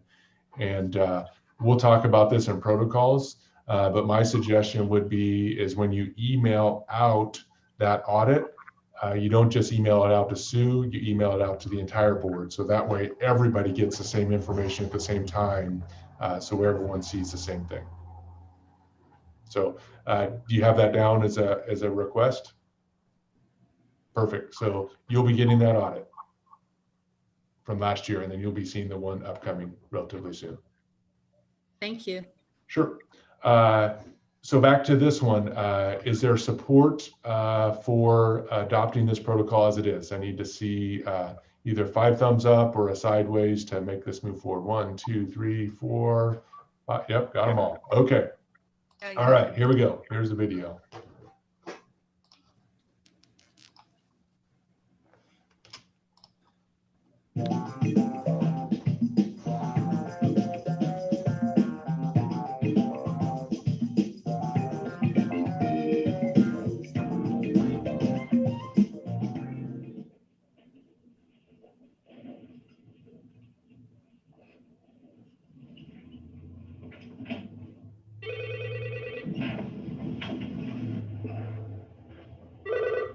Yes, Dr. Wilson, Andy Red is here to see you.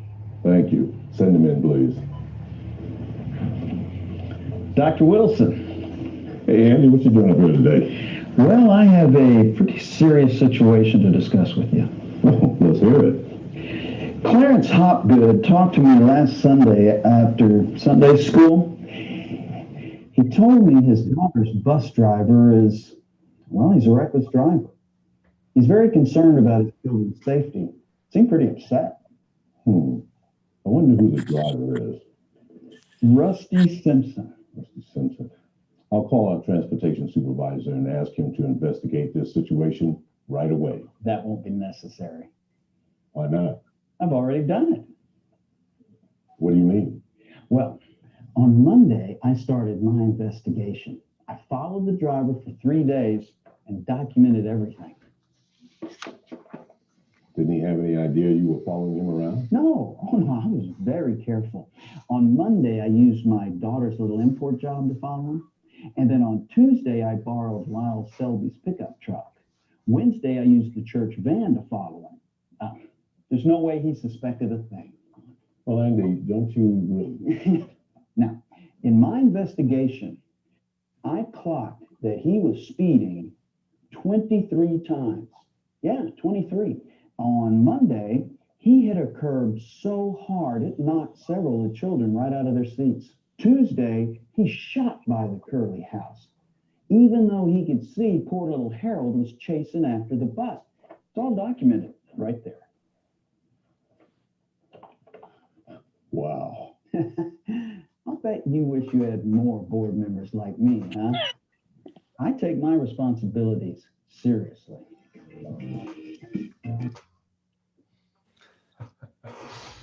Andy, board member Andy, you're going to see several more little vignettes about board member Andy. So what possible effects could Andy's action have on the district?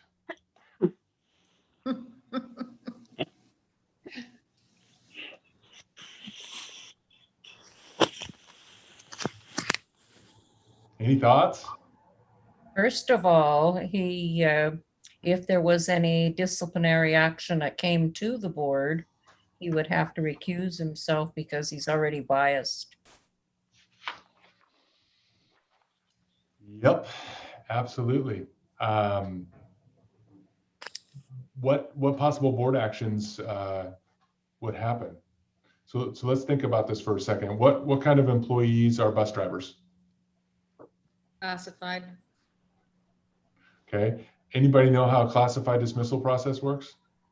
Because I'll be the first one to say, if you have a bus driver doing the things that this bus driver is doing, do you as a district have something to be concerned about?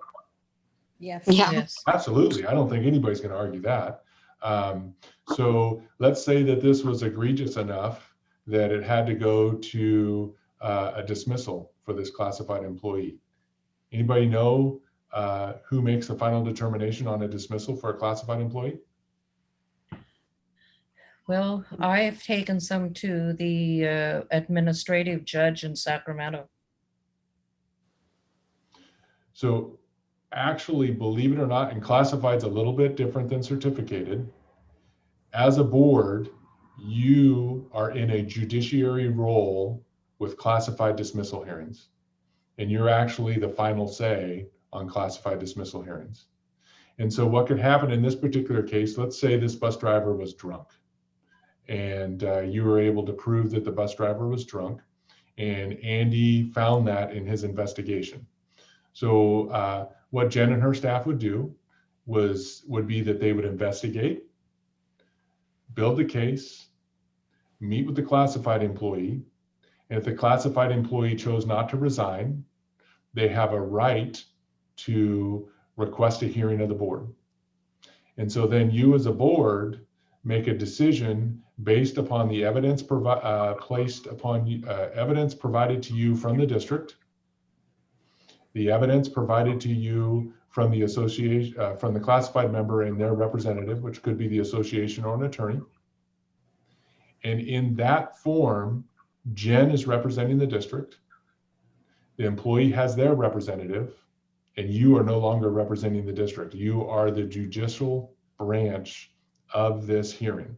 And your decision is final on whether or not to dismiss this employee unless it's appealed to court.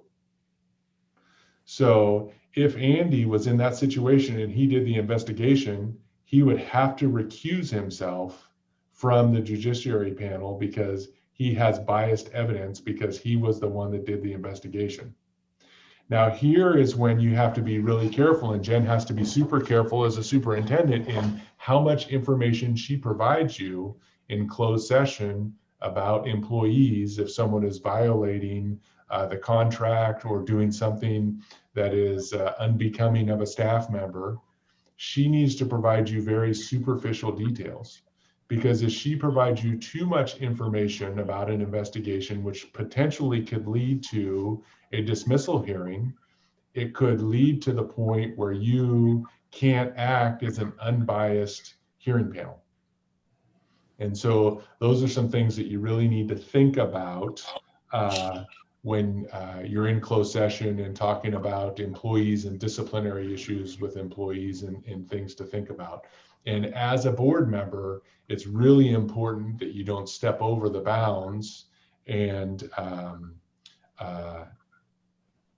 get into that investigatory role. If you hear or see something that's wrong, you need to contact Jen immediately and let staff do the investigation so you can remain impartial in your role as a board member. Now, whose responsibility is it to rein in Andy and say, Andy, you can't be doing this? Is that Jen's responsibility if Andy was on this board? Or is that your responsibility as a board? The board's responsibility. Jen has no authority over a board member. It's Jen's responsibility. Wait a minute. Ask the question again. Whose responsibility, if Andy was one of your board members, whose responsibility is it to talk to Andy and say, stop this, you can't do this? Oh, it's the board's responsibility. Absolutely. Jen, of course, should always remind. And so if I was the superintendent in this situation, I would say, remember, Andy, you need to be careful about this unless you are willing to recuse yourself from the decision-making process. So a great example is a staff member comes up to you or a parent comes up to you and says, my daughter's teacher shows up to work every day drunk. Wow. And if I was a board member, this is how I'd respond to that. Wow, that's a really serious accusation. I'm very concerned about that. And I take that accusation very seriously. Well, this is the parent again, you need to look into this and get this taken care of. Absolutely we do. But let me tell you something. Here's what's really important. I can't hear anything else from you at this point. This needs to be investigated by staff, because as a board member, there's a potential that this could come to a board hearing, and I have to be impartial and maybe the judge on this. And if what you're saying is true, I definitely want to be a part of that action that holds this person accountable. And if you tell me more information, I may not be able to serve in that role. That's an ideal response from my perspective that a board member would say. Another great example is a parent comes to you and says, you would not believe what the district is doing to my student who has disabilities. I want you to attend my student's next IEP. Is that appropriate for a board member to attend an IEP? No. Absolutely not.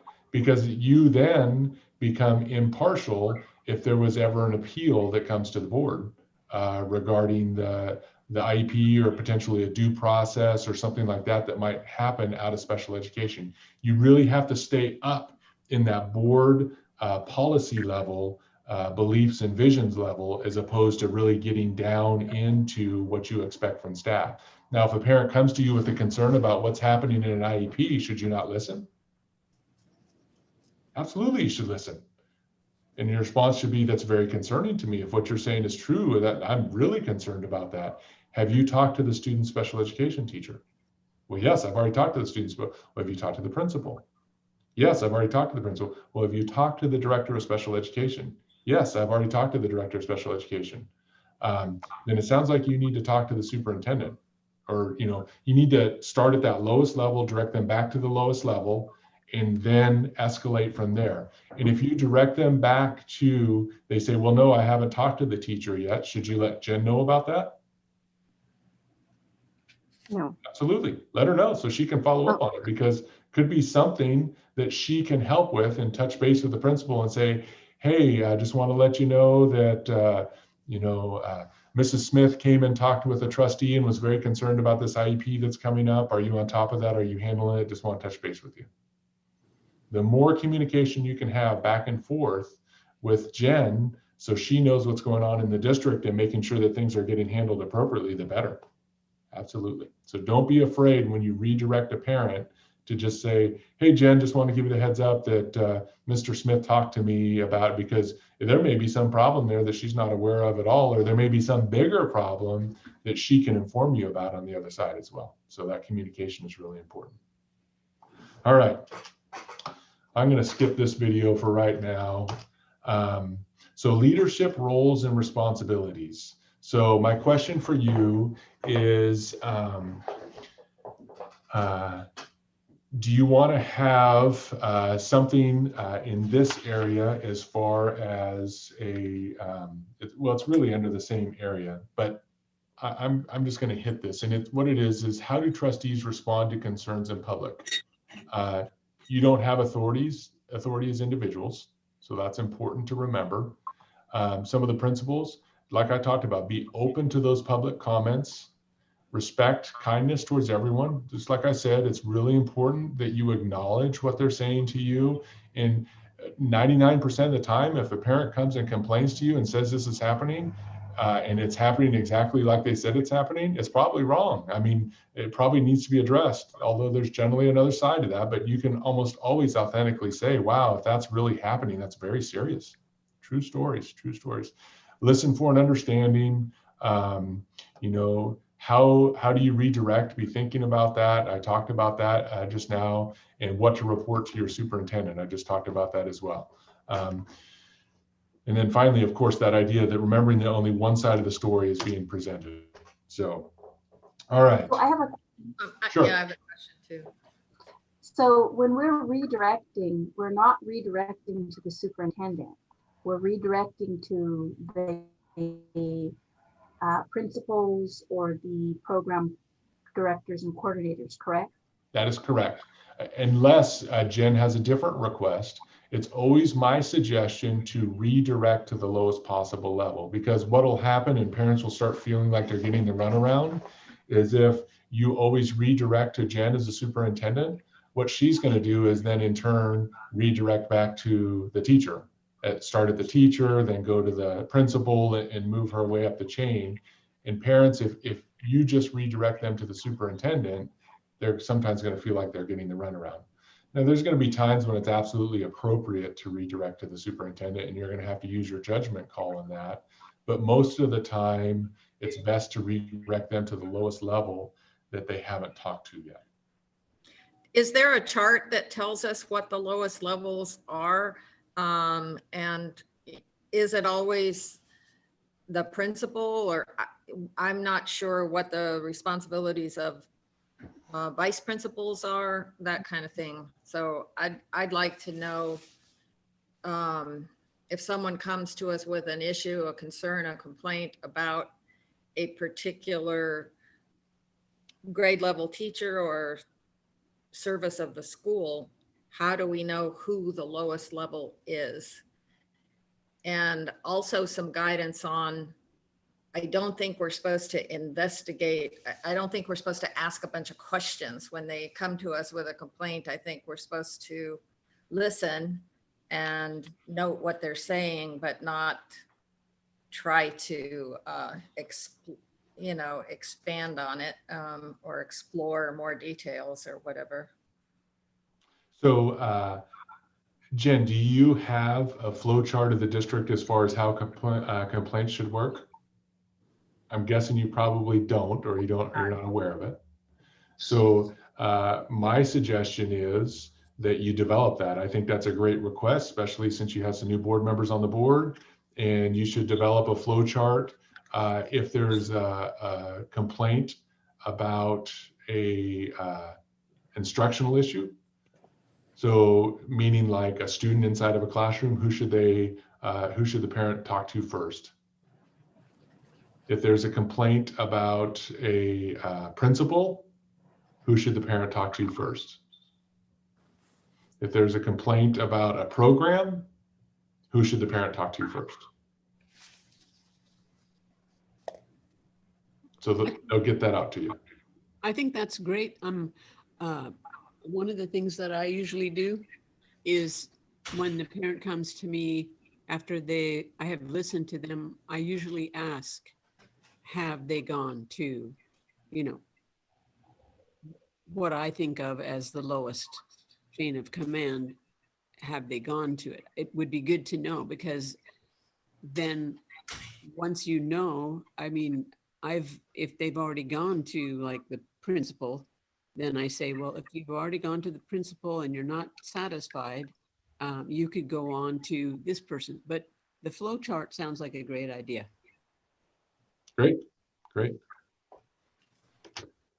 Okay, next thing we're going to talk about is board meetings and the agenda. So things to be thinking about as we get into these protocols. How do you deliberate? Purposes of the deliberation, reflecting on the impact of students. How do you express different points of view and still respect each other? How do you give the community a voice, answer their questions and interests? How do you reflect on your values, mission, vision, and priorities? And then working on being informed by each other and demonstrating understanding of each other. And this is where some of those DISC profile things we talked about this morning really come in. So this is a proposed protocol. And what this protocol says, so well, let me ask a question first. Do you all feel like you need some protocols about your board meetings and the agenda, and looking back and really addressing these questions that are up on the screen? You need some protocols to address these areas. Yes, I believe we need protocols. And we need, and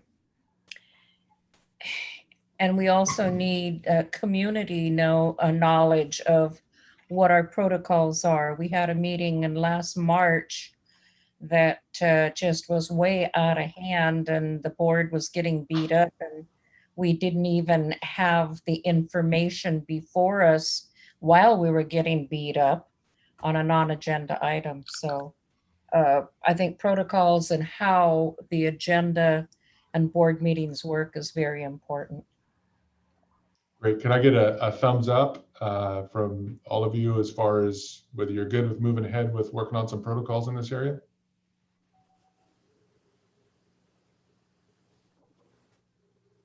All right.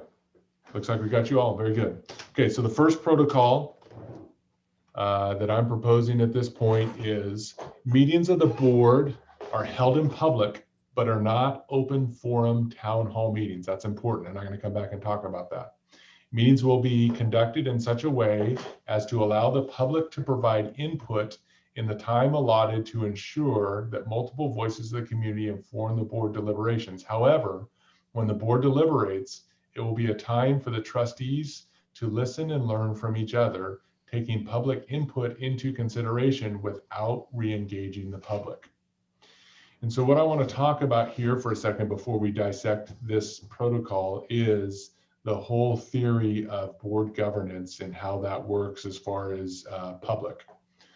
What the Brown Act says is that you have a meeting of the board that is held in a public session, just like we're doing right now. This is a meeting of the board that's held in public session. Folks are viewing this right now, assumably on YouTube. Probably not very many. They're probably pretty bored of this by now. But it is a meeting of the board, not a meeting of the public. And oftentimes boards get that confused. And what the public is entitled to is to give their public comment on what you're going to meet about, but not be a part of the deliberation of the board. At that point, it stops becoming I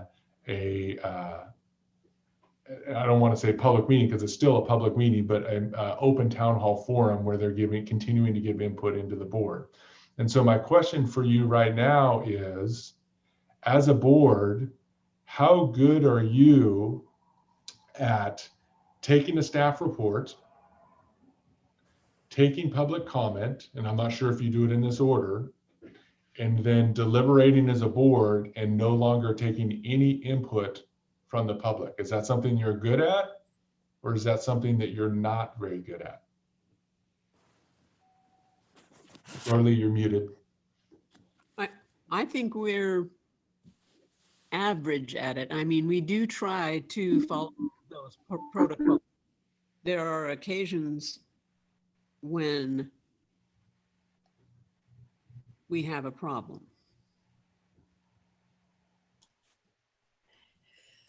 I believe it's the re-engaging the public. That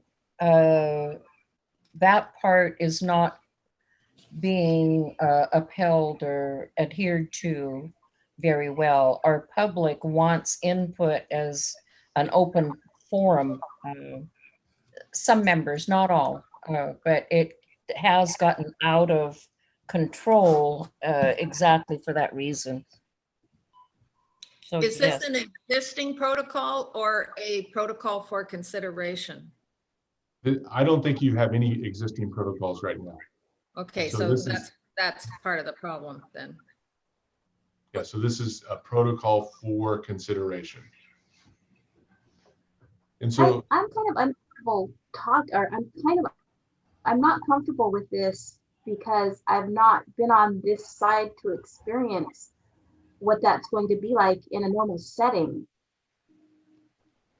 You know, Zoom is very different. It's easy to not re-engage, right, with Zoom. But I'm not comfortable with this because I don't have the experience to really support or not support this protocol. So that's a great question that I want to bring up. And as a board, how do you want to interact with your public? You have every right to turn them into town hall meetings if you want. But I'll tell you right now, that's not effective governance. Effective governance is going back exactly what we talked about right here, is listening to the voice of your community and being informed by that and making a decision, because your community has elected you as a trustee of them to make decisions on their behalf. And one of the problems is, if you turn your meetings into a town hall type meeting, is you may be dealing with the vocal minority. And so if you rewind to when you had in-person meetings, how many folks did you have there on a, quote unquote routine meeting? How many people would you have show up? 12. 12. Okay, so we'll call it 12 people. When you had a hot topic, when people were really concerned about something, how many people did you have show up? 50. Okay, so 50. What's the population of people that live within the boundaries of the Klamath Trinity Joint Unified School District? Fred, my audio is very garbled again, so I'm missing a lot of this, and it's a very important piece. On each of our board agendas, we do read out that members of the public can talk on non-agenda items, agenda items, and things in special session. But we have timelines that are imposed by the president, like 3 minutes per speaker, 20 minutes per topic.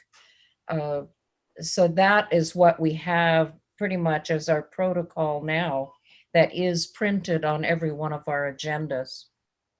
And also we have comment cards when we're in person.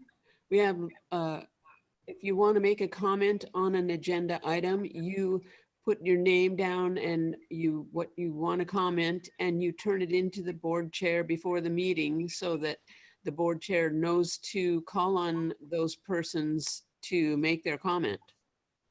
So this protocol doesn't dig into that.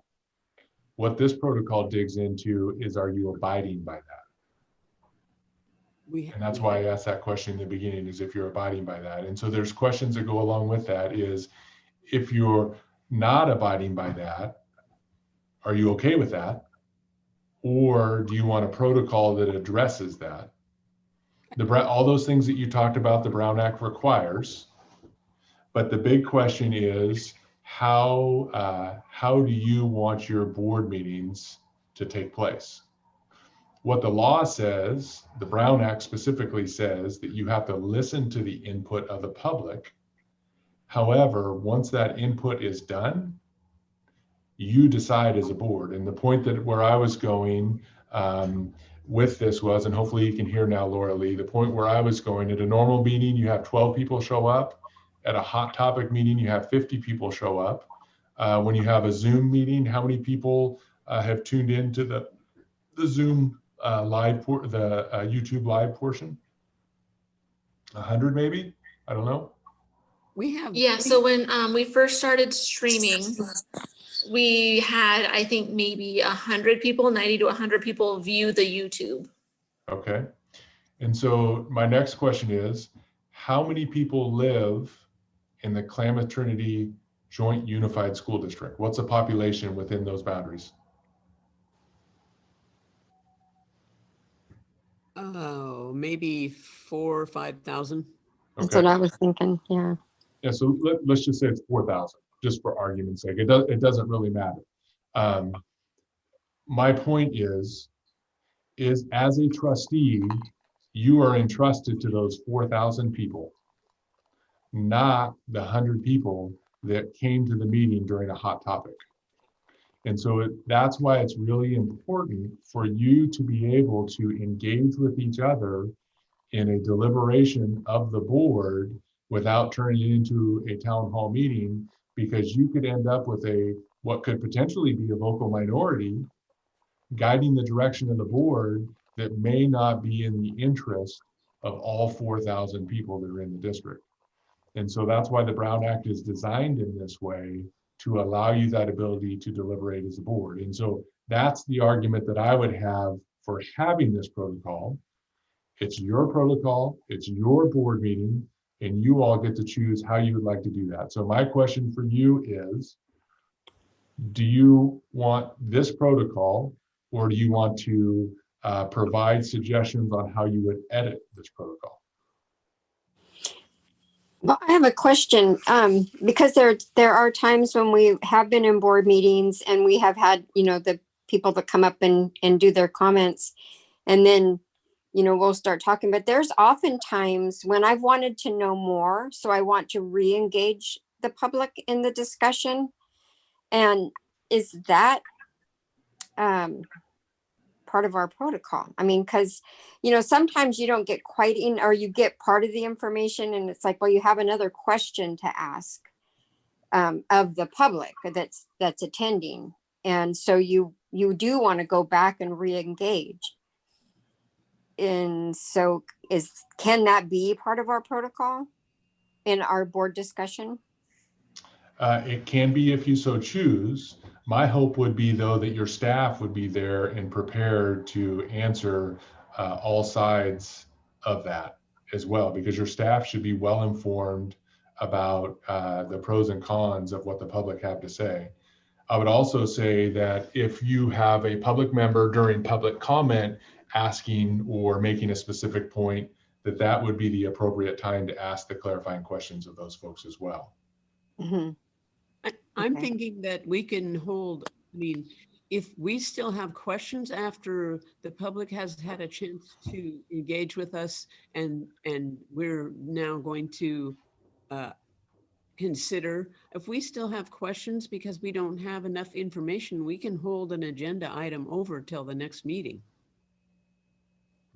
Also, the chair does have some flexibility there in going back for one specific re-clarifying question versus opening it up for the whole public input again. Okay. I really like this policy. I think it's a perfect policy. We just need to be firm in following it. I have a comment. If we're going to deliberate a question and public comment has been provided, And I feel like there needs to be some way to close the communication loop before we stop engaging the public. In other words, that someone could summarize, just do a quick bullet point summary of the public comments that were, heard and that will be taken into consideration in that deliberation.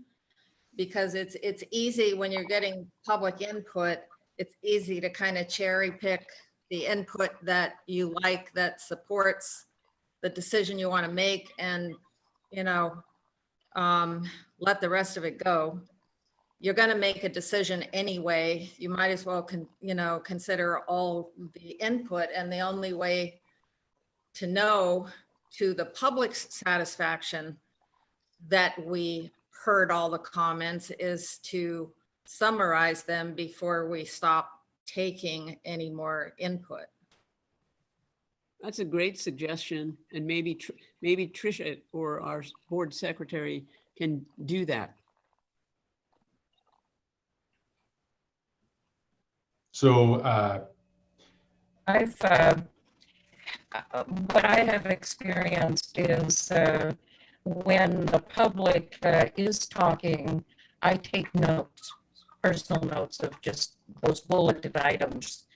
And that has worked for me. And I think a lot of the public comments come on a particular topic. Different speakers will zero in on those topics and they reinforce one another. So you're hearing it from more than one a lot of times. I'm not sure if we need a formal, formally taking it, but that's what I do personally. So let me jump in for 1 second.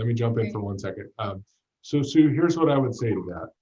Looking at the DISC profile, if I was a board member with you, I would go, you got to be kidding me, Sue. I just sat here and listened to all these public comments, and you're going to make me sit through a summary again of this too?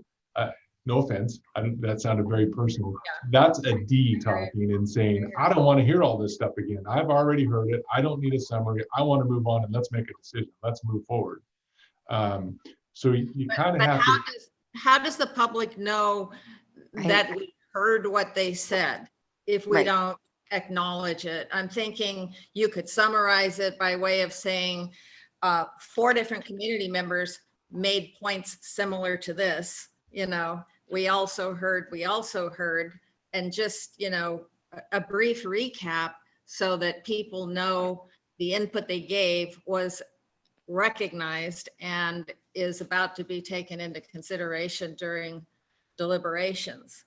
Otherwise, what happens when Trish takes those notes and she misses the point where someone said that the sky is blue, not that the ocean is blue, or what, I don't know, I'm just making something up here. And then the public gets upset because their point wasn't summarized in the summary. I have to agree with Sue. I have often heard comments from the public that they don't even think the board is listening to them because we haven't come back and said, I hear you. And so I think that needs to be something that we do as a board in some way. I'm not even going to suggest the way, but we do as a board need to make sure that our publics, that our people know that we're listening, that we have heard. I agree with Sue also. I think it's important to recap what the public is saying, but when I'm taking my own personal notes and I'm listening, I miss things, right? And so it's a good catch-all to be able to hear what it is, the person whose job it is to be taking the notes and recapping the information. And it gives you a chance to say, did we miss? I have a complete picture of what. So if we pause, if we can pause for 1 second, I'm hearing you. You're saying you want this on the notes. Great. So I'm looking down through the protocols here. and looking for the best place for it to fit.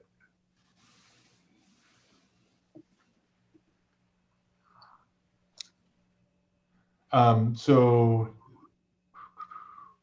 A brief summation and question, did we miss anything? I think at least the public knows there will be fair consideration of what they offered.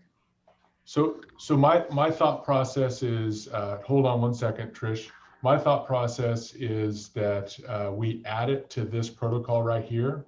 It says the superintendent and board believe, don't get held up in this protocol. We'll talk about it in a few minutes, but it says the superintendent and board believe that the need for information and or clarification on agenda items is best accomplished by submission of written questions, requests for such ahead of the meeting. This will allow for in-depth consideration of items without unduly lengthening the meeting time. And so since this is talking about the meeting time, what if we add, Sue, in here, your proposal about some sort of summary of the public comment? Would that fit what you're talking about? Yes, and the summary needs to be delivered, orally, so that people who made input know whether their input was duly noted. So can you give me a suggestion about what this would say on how you would like this here? This one right here. Yeah, your public, how you'd like the public comment summarized. Well, it's like, I was working off of the other slide. At the end of the public comment period, public comments will be summarized briefly and a question raised whether anything was missed, something. That's what I wanted to do, because then they've had a chance to comment and they've had an opportunity to know their comments were heard and nothing was missed, is what I'm going for. Because then we're going to make a decision, and the decision is the decision. So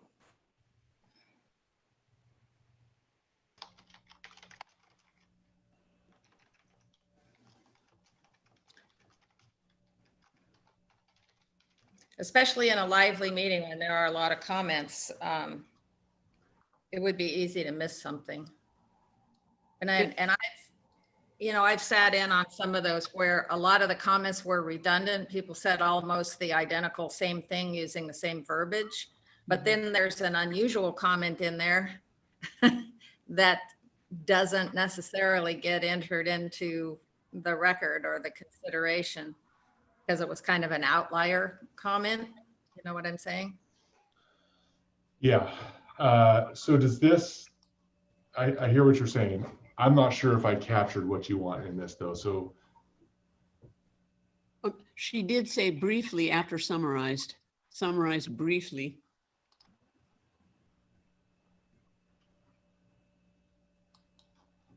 I'm one of those C people.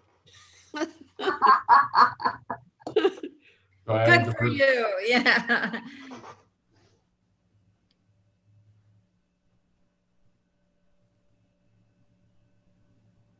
Is this what you're proposing, Sue? Does this hit what you want?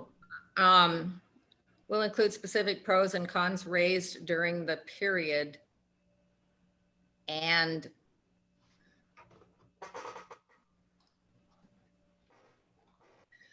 I don't know what along with unanswered questions means, but what I was saying was public. Unanswered, here's my intention of unanswered questions, and I can clarify. Unanswered questions brought up by the public. So for instance, if you were talking, let's go back to the music program. We're talking about whether we're expanding the music program at the high school, and a public member brings up, have you ever thought about bringing in a volunteer music teacher? And so to me, that would be an unanswered question. Why don't we say after period, during the period, followed by a request for any public comments that may have been missed? Any additional public comments that may have been missed?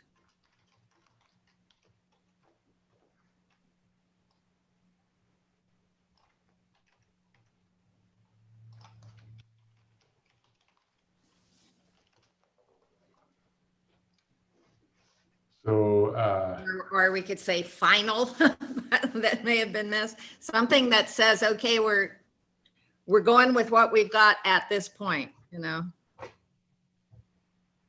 so the question would be, I'm assuming you have a time period for public comments, which is probably like 20 minutes or something, a max.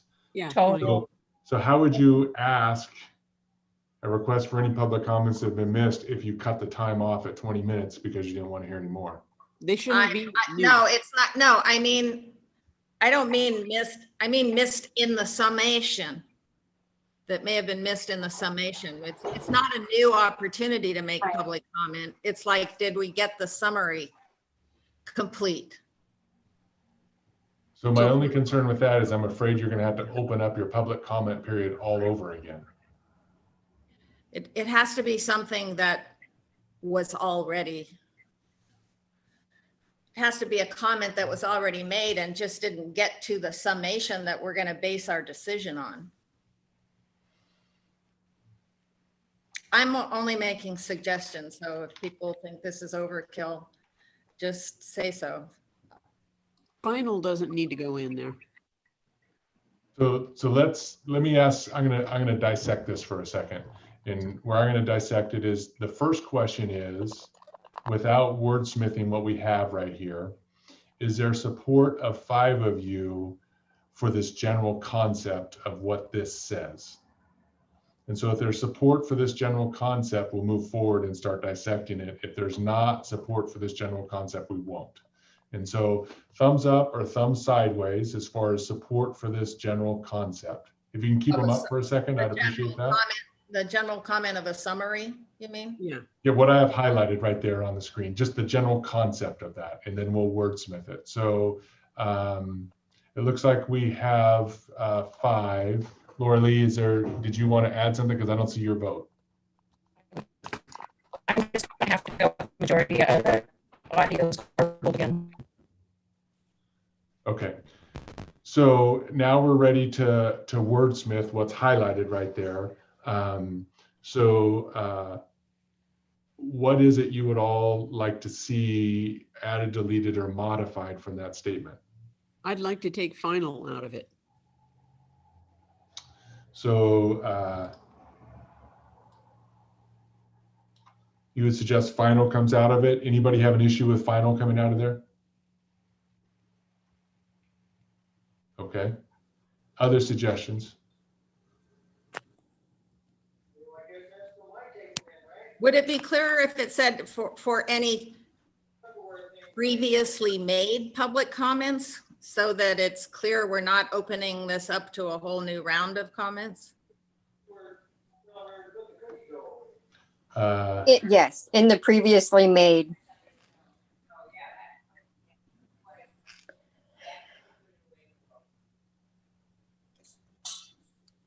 Fred, I think what we're talking about is the summation made by either Tricia or the secretary of the comments that are made. Right. We just want to be sure that if somebody sitting in the public and they have made a comment and they don't hear it being reiterated by our employee, they have an opportunity to say, hey, you missed what I said.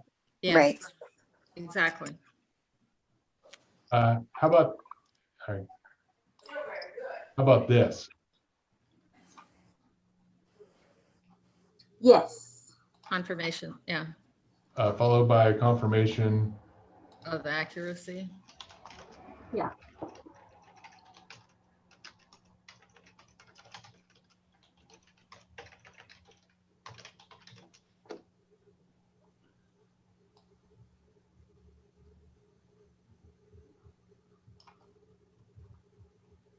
So is the board president going to also be taking notes? That's kind of giving her another job to do, right?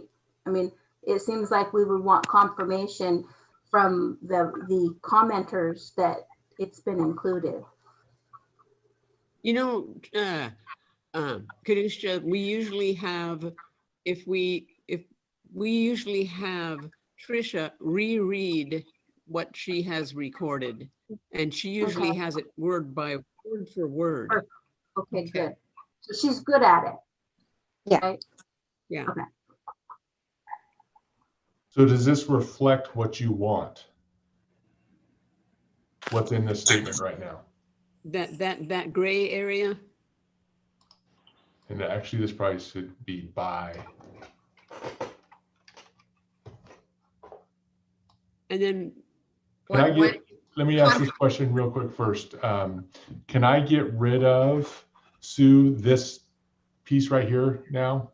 yes. Yes, and it could say by a confirmation of accuracy by the board president.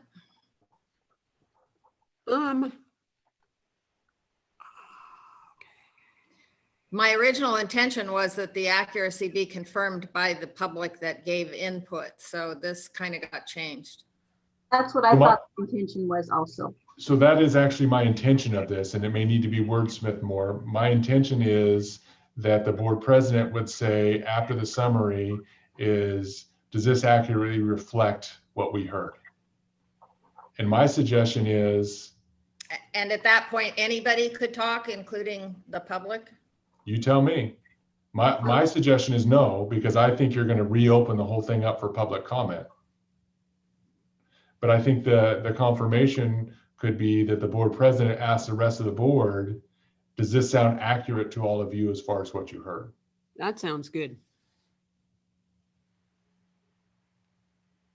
But I don't have enough experience to know if this is going to work or not. So I'm kind of in a we'll see mode. the good news, it can always be changed or modified. Yes. It's not like you're married to this forever. This sounds good. All right, is there support out there for this? Is there 5 of you who can support this or live with it? So a thumb sideways or a thumbs up? Okay, very good. So I'm going to go back to this one right here. We got off on the public comment piece. So now that we've had the public comment piece, and you could, I think there's an argument that you could put that public comment piece right here, the one that we just did. I think it could go in either location. Do you have a preference for where that goes? Let me ask that first. No, I'm leading you all over the place. Let me start over. Let's confirm this, and then I'm going to ask you if you prefer that public comment piece go here or in the other place. We don't know where the other Can we place see is. the other place again? Sure. Here's the other place. It's all under board meetings in the agenda. Okay. So they have the same title? Yes, it's all under the board meetings in the agenda protocol. Maybe one of them should have a public comment title. So what we can do then, if you would like to do that, is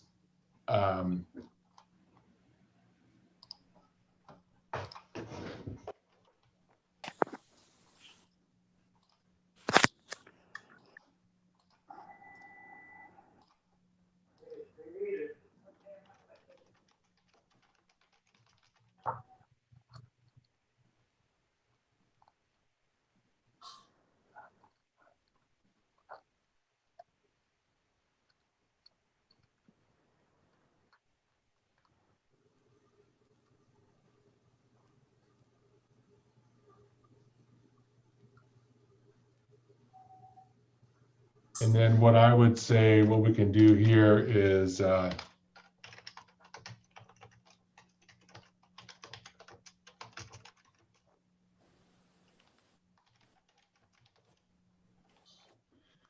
I say insert public comment language here, what I would say is that we take the verbiage off of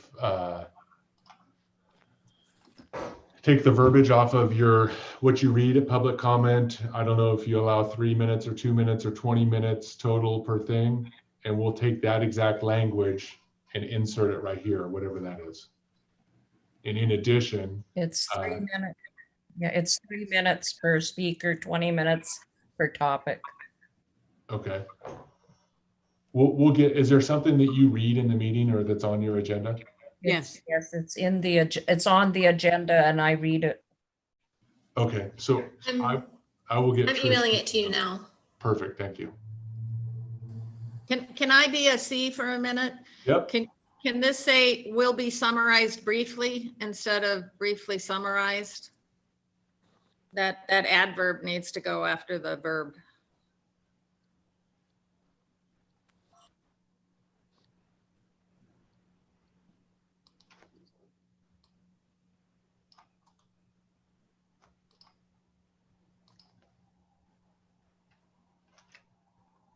Thank you. Okay, so anything else, and I'll grab that as soon as I get that other piece. Anything else on this one specifically here? So I'm gonna go back up to this one. Is there support for this one? Yes. So I see one thumbs up. Sorry. Okay, we're there. All right, so we've made it through here. So my next question for you all is, it's 12:30 right now. What do you want to do? Do you want to take a lunch break and come back to this? Or do you want to call it a day and schedule another meeting? How long would it take to finish this up? Yeah, I confirmed for the whole day, so I'm open to the whole day. Same here. If you're all willing to do it today, that would be my preference. Let's get through it. All righty then. So how long of a break do you want right now? I think everybody needs to walk around for a minute. I would suggest that a minimum, so you could at least eat something and walk for a second, that we do 15 minutes. But I'm game for whatever you want to do. I'm thinking a half an hour. Anybody feel differently than half an hour? That mean we'd get back together at 1 o'clock. Is that okay? I kind of have something I need to tend to. I'm up in Oregon, and I was wondering if I could jet out for an hour. Do you all want to take an hour break then? What do you want to do? No. Will we still have a quorum? You'll still have a quorum, but it'll take all of you, because remember, we need a super majority in order to pass one of these. It takes 5. So how long would it take for us to finish this piece of it? I did confirm for the whole day, but I don't like to be here for the whole day. And I'm not going to come back in a half hour and finish up. And I think Martha can catch up with us. These also can always be changed in the future if we have to. So I will look to you, Laura Lee, as president, to make the call as to what we're doing right now.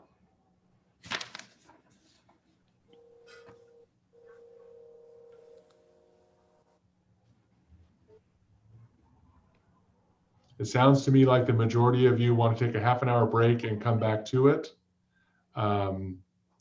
Martha may need to be gone for the first part of that next part of the meeting, but she'll join back in, and then we would carry on. I think Kadusha's getting tired. Do you remember? Oh, trust me, I am too. I understand. Well, I mean, we're going to be coordinating at the same time. So I would suggest, if you all support this, that we reconvene at 1 o'clock and we go until you tell me to stop. Okay. Okay. Sounds good. There's only 8 more slides before the Brown Act mistakes, and you said those go quickly. Right, and then there's a whole bunch of protocols after that though, too. Oh, okay. 10 more minutes? Yeah. Oh, okay. You got cookies. Oh, okay. Okay, so sounds like we'll see you all at 1 o'clock. Okay. So, Fred, I'm going to go home and try to see if I can get this to run through my own internet at my house. If not, I'll come back. So that first 20 minutes might be a little bit of me going back and forth. Okay, very good. Okay. See you all soon. Thank you. See you at 1.